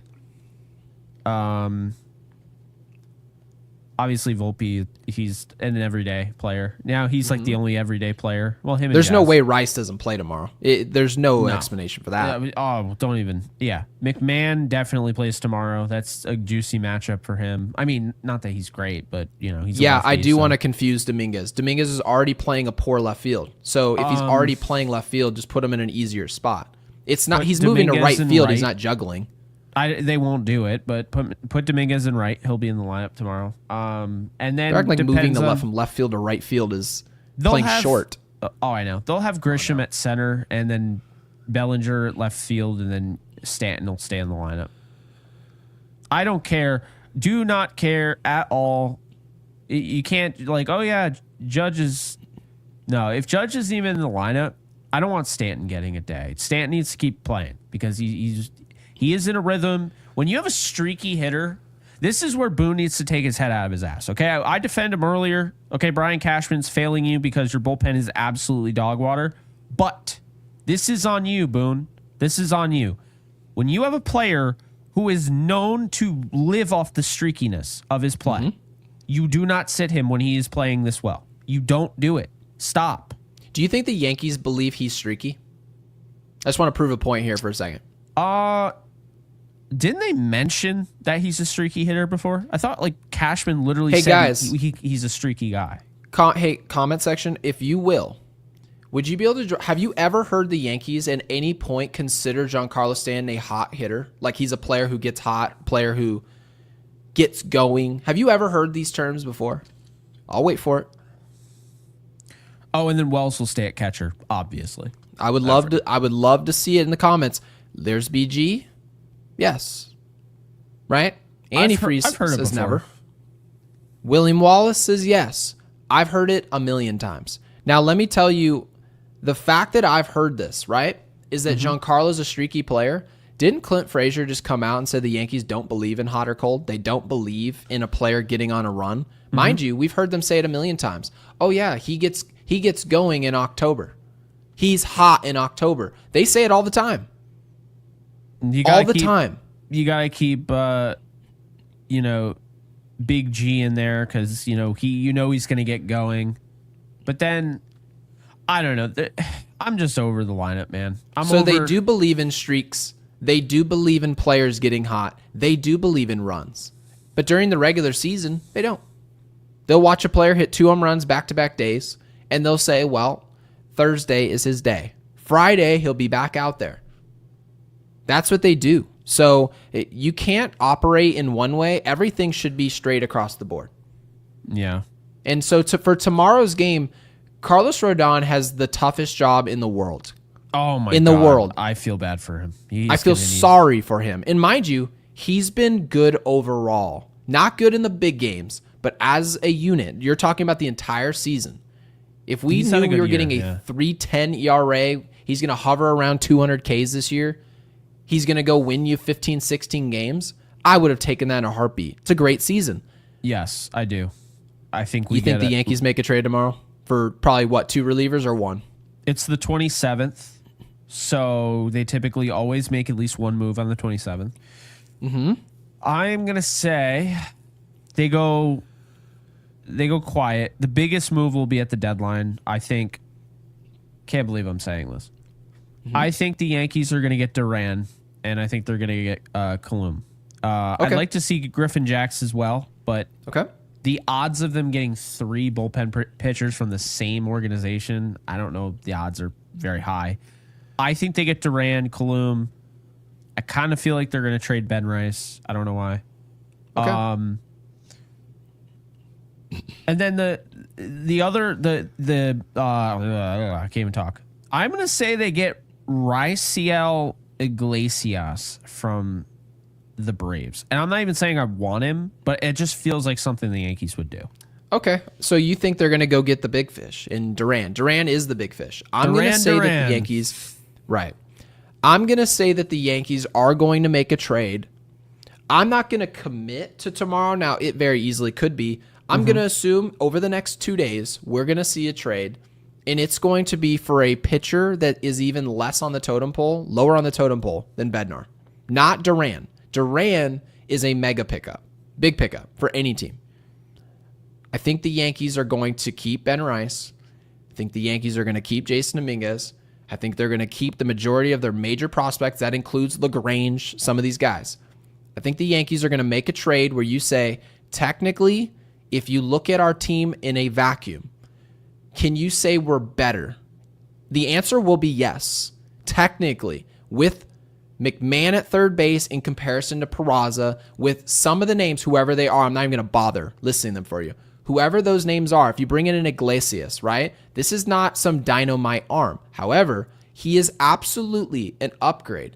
And it does not mean I'm telling you I want him. It's not me telling you that. But I'm simply telling you he's better than Ian Hamilton. He's probably better than Winans. He's better than Jonathan Loaizaga. So they're going to tell you, we told you we were going to get pitching, and we've done that. So stop complaining. That's what I think is going to happen. I don't think any major trade's going to happen, and I would love to tell you guys we're going to make some type of big pickup, but you're going to go out there. I don't want this. I want a big pickup, but do I think the Yankees believe they're good enough to take a risk getting some big time player? I don't. I don't trust Brian Cashman to do so. I trust you guys to want bigger players. I want bigger players, but are we going to let our nuts hang and put the players necessary to go land these players? Show me. You know what I just thought of? What'd you think of? We're talking about how the outfield, and they just addressed third base, but the Judge thing kind of happened in the forefront. So third base is addressed. The infield, they have good defense, right? Or as good as it's going to be. Well, stay strong, Mom. The outfield is going to be tough. The outfield, we're talking about Stan. We're talking about Dominguez, right? Judge is out for the year from the outfield. Mm-hmm. That's right. Theoretically, doesn't that make Duran even more valuable because he has 100%? Makes him a no-brainer, doesn't it? So don't you think, actually, and I was just thinking about this with Iglesias, maybe they don't go after him because this, to me, might actually be the thing that they focus on the most. If they're smart, if they see the deficiencies in the defense, in the outfield, wouldn't you want less balls to be hit towards Jason Dominguez? Wouldn't you want less balls to be hit towards Giancarlo Stanton? What did you say? If they were what? Smart? Well, do you think they're smart? Mind you guys, there's people in the comment section. Oh, Gary, I disagree with. Gary, I disagree with. Capable of being smart because the Jazz Chisholm trade was genius. But right, and so we're wagering: are they going to be smart in this moment? With that, so in this moment, are they going to display being smart? People want a big time closer. Look like? Does Jax have a high ground ball? I mean, that's not bad. No, that's pretty good. I would take I would take that. But I can't believe I now want. I didn't want to pitch to contact at all, but like now I'm like, obviously that's not what it is. It's just when they are contacted, is it a ground ball percentage or is it a fly ball? And yeah, right. Brian with the 2, thank you, says making trades from here on out is just laughable. I mean, this is the job. Your job is to get better as a team. I assume my guess is they're going to try and get better as a team without taking on much risk. That's my guess. Bednar's above average. Yeah, Bednar is a actual good player. You'd bring him on. You can't just simply say he's an improvement. You would say, oh, this is an actual option for us. This is an option for Aaron Boone to say, I've got one more guy in my circle of trust who can go out and get outs. Look at Tim Hill. He's got the weirdest savant page you've seen. What is this? Ian Hamilton has got, if they had fly ball percentage, it would be 1,000. And Yankee fangirl for life. Always the GOAT. Thank you for the 2. Yeah, look at this ground ball percentage. He's like a fly ball pitcher. Unfortunately found her way to... Oh, that's interesting. Ian Hamilton is a fly ball pitcher when the majority of the pitches he throws are sinkers. Isn't that amazing how he manages that? Yankee fangirl for life with the 2 says, so do you think we aren't going to go get a second shortstop? I wouldn't doubt if we bring in a shortstop. And of course, when you bring in Ahmed Rosario, people would say, well, can't he play shortstop? He can, just not very well. And the Yankees, I don't care what you guys think of Volpe's defense. It's not as bad as Rosario at shortstop. If you go bring in somebody, for example, I still think it's an option for the Yankees to go get Bednar and IKF. I think that should be on the table. I would like it, but they don't have enough room. Their roster is packed, jam packed for the hitters. So that almost, if they wanted to do that, they would almost be forced to trade somebody off the 26 man. Is what you're saying? Yes, that's interesting. By the way, this is why I like Yeri. I actually do really like Yeri De Los Santos. And am I like, oh, he's a can't miss bullpen arm? No, but I do like him.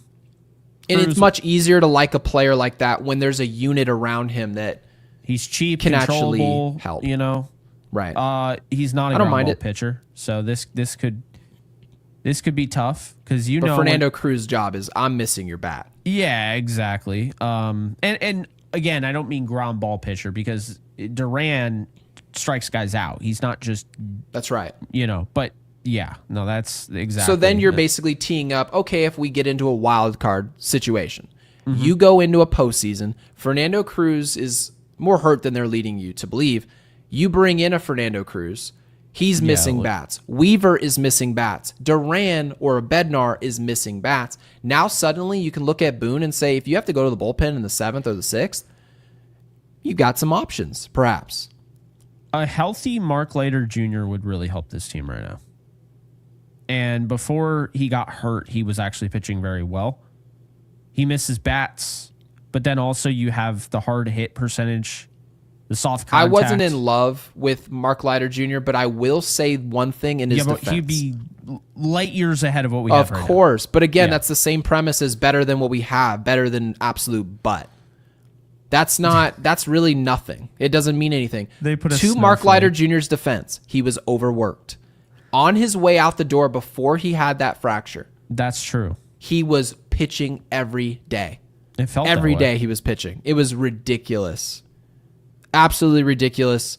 And Brian says, so what does Rosario even do for this damn team?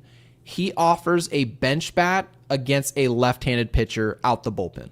If you're in a situation, and Jake Stad brings up a great point, the Yankees have a unique ability to fail to score runs when you need them to. With a man on third base, less than 2 outs, against a left-handed pitcher, they bring in some specialists, the Yankees will find a way not to score because they just don't take professional at-bats in the big moments. They just don't. That's why they don't come back very often. So you look up and you say, well, who do we have off the bench daily, who you would love to take an at-bat against a lefty? The Yankees right now say Rosario is a solid option, and the numbers suggest that, against left-handed pitching. So I'll take this addition. Is it going to now make the bad taste in my mouth suddenly taste like Kool-Aid? No, it doesn't. I feel like we made a real addition at a bad moment. So I'll accept it. I will. I mean, I don't love his walks. He's Tanner Scott level here, but look at the ground balls, the strikeouts. Expected batting average in the 100th percentile. Yeah, I like Felix Bautista. Okay, they already traded Gregory Soto away. They traded him to the Mets. So yes, they did. They're open By the for way, business. so what do you expect to happen? I want to finish this podcast. We've gone on 2 hours. Yeah. Let's finish this podcast by saying, what do you expect to happen? Rodon has got to be perfect tomorrow. He's matched up with a Cy Young candidate, someone who's basically going toe-to-toe with Paul Skeens. And Paul Skeens basically would be giving it up if they shut him down. Of course, it's probably his award to lose. What do you expect tomorrow? I know there's a lot of people. Our hands reaching out the dirt right now. They're saying Felix Bautista got hurt, so. Oh, well, that's unfortunate. FML. Yeah, so. Okay. What do you think's happening tomorrow? Yeah, so tomorrow, you know how baseball's weird. I do think the Yankees are going to play him tough. I think Wheeler will be tough, don't get me wrong, but I also think Rodon's going to step up. When something like this happens, you got one or two ways, right? Judge going down is significant. It doesn't matter if he's gone for 10 days, 10 weeks, whatever. It's significant as soon as your captain is off the field. Other guys have to step up, and they know that. Rodon is a veteran. He's proven. I'm going to say he goes 6 tomorrow. Maybe 6 1/3. And I'm going to say Bellinger, Stanton, and Jazz come through in big spots. Bellinger's going yard tomorrow, no doubt. So okay. I'm going to say the Yankees bullpen fails them, but I'm going to say they lose a close game tomorrow. I'm going to say they lose like a 1 or 2 run game. Okay, perfect. I think that's perfectly justified. I think the Yankees probably lose 7-3 tomorrow. I think Philadelphia is going to take a healthy lead. They're not going to throw their main bullpen guys. Philadelphia doesn't have the best bullpen in the world, but I don't think Philadelphia's top guys are going to come out their pen. I think we're going to score a couple runs in like the 7th or 8th, make it seem a little bit more respectable. I don't think tomorrow's even going to be a good game. I really don't. And mind you, it might just be a pitcher's duel, and then those two come out, and then it's the battle of the bullpens. And anybody the Rockies would beat the Yankees 10 games in a row if it was a battle against the bullpens. So. I don't think it could technically even be a close game, given who we even have to come out the bullpen. So you can project perfect games from Wheeler and Rodon with high pitch counts. Come out the game with 1 out in the 6th, right? They're at 104 pitches. Great job, Rodon. You went toe-to-toe with Wheeler. That would be impressive. And we're going to cover that tomorrow if it happens, certainly. Yeah. And then you'd say, well, how are the Yankees going to get outs 2 and 3 in the 6th and then go 7, 8, 9? How would the Yankees go about doing it against Philadelphia's offense? I can't see that happening. I think the Yankees are just going to lose handedly tomorrow, and I'm rooting for this team again to win. And people always say, how can you root for this team to lose? I'm not going to tell people what they should be rooting for. I don't care. Yeah, but I will tell you, I'm not going to look at the best pitcher in the NL or the second best pitcher in the game, in this division and say, oh, yeah, we're going to go win this game with no Aaron Judge. We're not very good without Aaron Judge. I do agree with you that Cody Bellinger is going to take really nice at-bats tomorrow. It's going to be still very tough. It's Zach Wheeler. But I think he's a candidate to go deep, but we lose this game 7-3. 7-3 is not a close game. I'll go 7-3. I'm going to say they lose this game 5-3. 5-3. Okay. Yeah, so that would definitely mean Rodon did his job to the best of his ability. If they only score 5 runs tomorrow, that means Rodon I think Rodon gave up maybe great. 2 in 6 1/3, which you'll take. And then the bullpen gave up 3. Oh, just 3? Wow. High hopes tomorrow. I genuinely think you may see one reliever give up 3. One sole reliever come out there and give up 3. Maybe and then that's the next what one, it is. They pass the baton behind them. They're just like give Ian up Hamilton. Oh my God, it's going to be Johnny Lowe tomorrow. Yeah. I can't even believe we're living in this world right now. You never know. Maybe one of those rockets off the bat goes at a fielder. You never know. It could. The last thing I'll say before we wrap this up, and then we have to figure out a comment to drop in the bottom. And now we're hitting my bedtime because it's 3:04, so I'm feeling it. But if Brian Cashman is serious about not just addressing the bullpen, but actually building it to the point where it could actually be lethal, he's going to go after guys like Seth Halverson. He's going to go after guys like Jake Bird. He's going to go after guys like Duran and Jax and Kalum. If he gets like any of those Enil De Los Santos guys who are like, high strikeout rate, but his ERA is 9,000. No. Okay. Glad you're saying this. You could do it last year because last year the bullpen need was honestly not even a need. If I'm going to be real with you, when they got Leiter Jr. and they got Enil De Los Santos, their bullpen was fine. I'm not saying it was great. I'm not saying it was sensational, but we weren't fine. Freaking out about it at that point. It wasn't a team's biggest weakness. When is the last time the Yankees have had a bad bullpen? This is unacceptable. You have Matt Blake. Again, it goes back to what I was saying earlier. This tells me Matt Blake has literally squeezed every orange. He has been squeezing forever. He's getting the last bit of juice out of every single orange. There are no more oranges that have juice in them, okay? It's time to add more oranges. And the reality is, if you get a guy like Halverson, who's like 25, he's got plenty in the tank, like that's a guy that Matt Blake is going to turn into an absolute stud. A guy like Duran, he's already one of the best in the league at what he does. So yeah, we don't need to fix any of that. What the hell is Matt Blake going to do with him? I don't know. But the point being is that I don't need Matt Blake to do anything with a guy like Duran. I don't need Matt Blake to do anything with a guy like Griffin Jax. I don't need him to do anything with the way Kalum is pitching, right? That's the point of getting these guys, is that you don't need to like handhold them. They're going to come in and they're immediately going to make their presence known. So, man, tomorrow we're going to get a trade. I already can feel it in my bones. Well, today, technically. And you think it's going to be a big name? Well, no. I'm saying today I don't think it's going to be a big name. I think it's going to be, well, it might be. It could be like Iglesias. Is he a big name? I don't know. No. But like it's going to be somebody like that. And then I'm telling you, the deadline day, I think they're going to get Duran. It's either going to be Duran and Jax or Duran and Kalum. They're not going to get all three. But I really do believe that's what they're going to do. Okay, perfect. Yeah, I think the Yankees are going to get a guy where they technically say this is an upgrade. It is better than when we showed up here. We showed up at the deadline. We're going to leave the deadline an improved team. That'll technically be true, but is it improved enough for where people feel comfortable about our bullpen, about third base? The answer will be no. I want to make sure I do announce, though, we are announcing Jim Bowden is going to be on our podcast tomorrow. We are interviewing him. It will be released the following morning. Jabba Chamberlain, also, what a perfect time to bring him on. Be interviewed by the both of us tomorrow as well, also being released the next morning. So be on the lookout for those interviews. We can't wait for them. I think this is a perfect time to talk to an old school mind, somebody who was part of the team when accountability was the norm.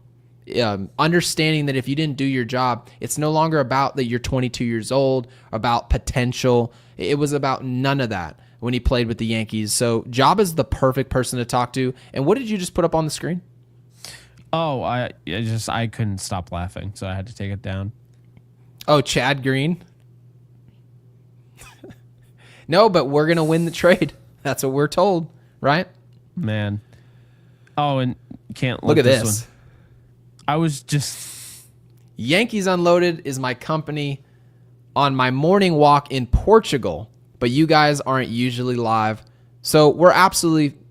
I mean, we're thrilled that you're obviously... I love that you're listening to Yankees Unloaded from Portugal. I mean, it's pretty crazy. We also have another fan as well from Japan who's in here frequently. So... yeah, we can't get all the time zones the way we would like them, but thank you for being here. Greatly appreciated. And also, Bill with the super says Jazz trade wasn't genius. I won't call it genius. I thought it was a really good trade. They traded the wrong catcher, Agustin Ramirez, of course. Rakes, good trade, not genius. Yeah, so there you have it, Bill. It's just a good trade. And I will tell you, if you really like the asset that comes in, we shouldn't be panicked that Agustin Ramirez is off this team. You're going to lose really good players. As long as the ones that come in are solutions, we should be able to survive. As a team that can spend $300 million, that can spend money to replace assets, I won't freak out about it. But yeah, Agustin Ramirez is doing his thing. That's great for him. Jake, what do you think about this? Because obviously we did trade the wrong catcher. We've done this before, but it's like being nitpicky about what we're losing is... I think it was a genius trade because I think you got him. Think about this. Agustin Ramirez was somebody that they capitalized on. He never at really any point in his career showed that level. And then all of a sudden he started tearing it up. Like he's hitting home runs every day, all sorts of stuff. And they looked at their farm system and they're like, I mean, we got all sorts of guys. You know, at that point you have Narvaez, you have Wells, you have JC Escaro, who they were a lot higher on last year than people realize. Like, he almost got called up. You have Rafael Flores, right? You got Edgeline Perez. Like, there are plenty of guys where they're like, our catcher depth is so good. And also, you don't know that the Marlins would have just simply accepted another catcher. We don't have that knowledge. I don't believe they would have at all, because the reason why they liked Agustin Ramirez is that he all of a sudden looked ready to play in the big leagues. And the Yankees, right, and then the numbers, you see it in the comments. He's not a great defender. He's actually not even a good defender. So wouldn't he just be in Ben Rice's position right now, where they'd put him behind the plate periodically because of his bat, and then what? They'd flex him over to first base and then DH him every once in a while. Agustin Ramirez wouldn't be playing for the Yankees. So, Bill, I would disagree. I'm very thankful you invested in Yankees Unloaded. Thank you for the comment. I think it's a great trade. I'm just not going to get nitpicky. Look at the catching. Look at that. That's why they traded him. That's literally why they traded him, is that, see, the on-base percentage is not great. It's still a really good player, because you're talking about a guy who can move and flex him out of catcher. He's definitely fallen off. Like, the way he started the season, he looked like a great player. Now the OPS is nowhere near 850. But when you look at the Savant, it's bright red everywhere, right? Offensively. And so when that's the case, you can actually make an argument. Agustin Ramirez is playing out of position. He's probably a guy you can flex over to first base. You can flex him into the DH position in Miami, and you can get some real value there. Well, guess who doesn't have a spot to DH somebody because they're one of the worst catchers you've ever seen?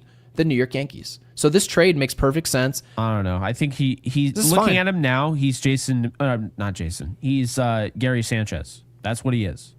There you have it. So Gary Sanchez, people forget, could hit 244, hit 15 bombs, and not get on base and have bad defense. So, so I mean, what would you have them put in the comment section, by the way, Jake, on our way out the door? I got it. I've got it.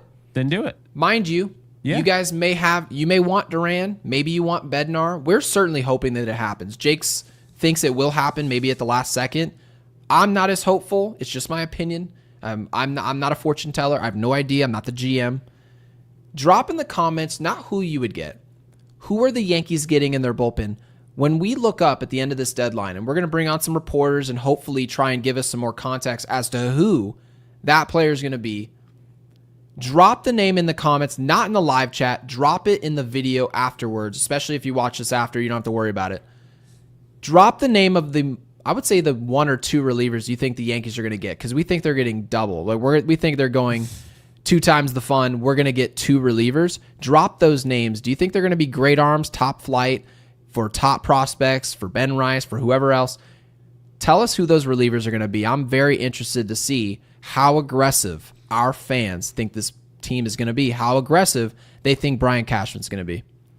Yeah, and I understand, some people don't like they're like get another bullpen or improve the bullpen, but they don't want to give up like position player for a bullpen pitcher.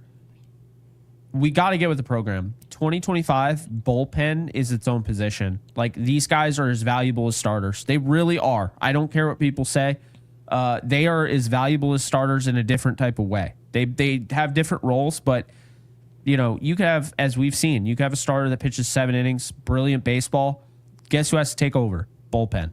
So every time it's become way more advanced, and you're on a team Aaron Boone is managing. Bullpen matters more than anything. So the fact that they have the worst bullpen in the league, and no one can tell me otherwise, that is the 30th overall bullpen right now. We absolutely agree. Drop it in the comment section, and of course, like the video. Do it.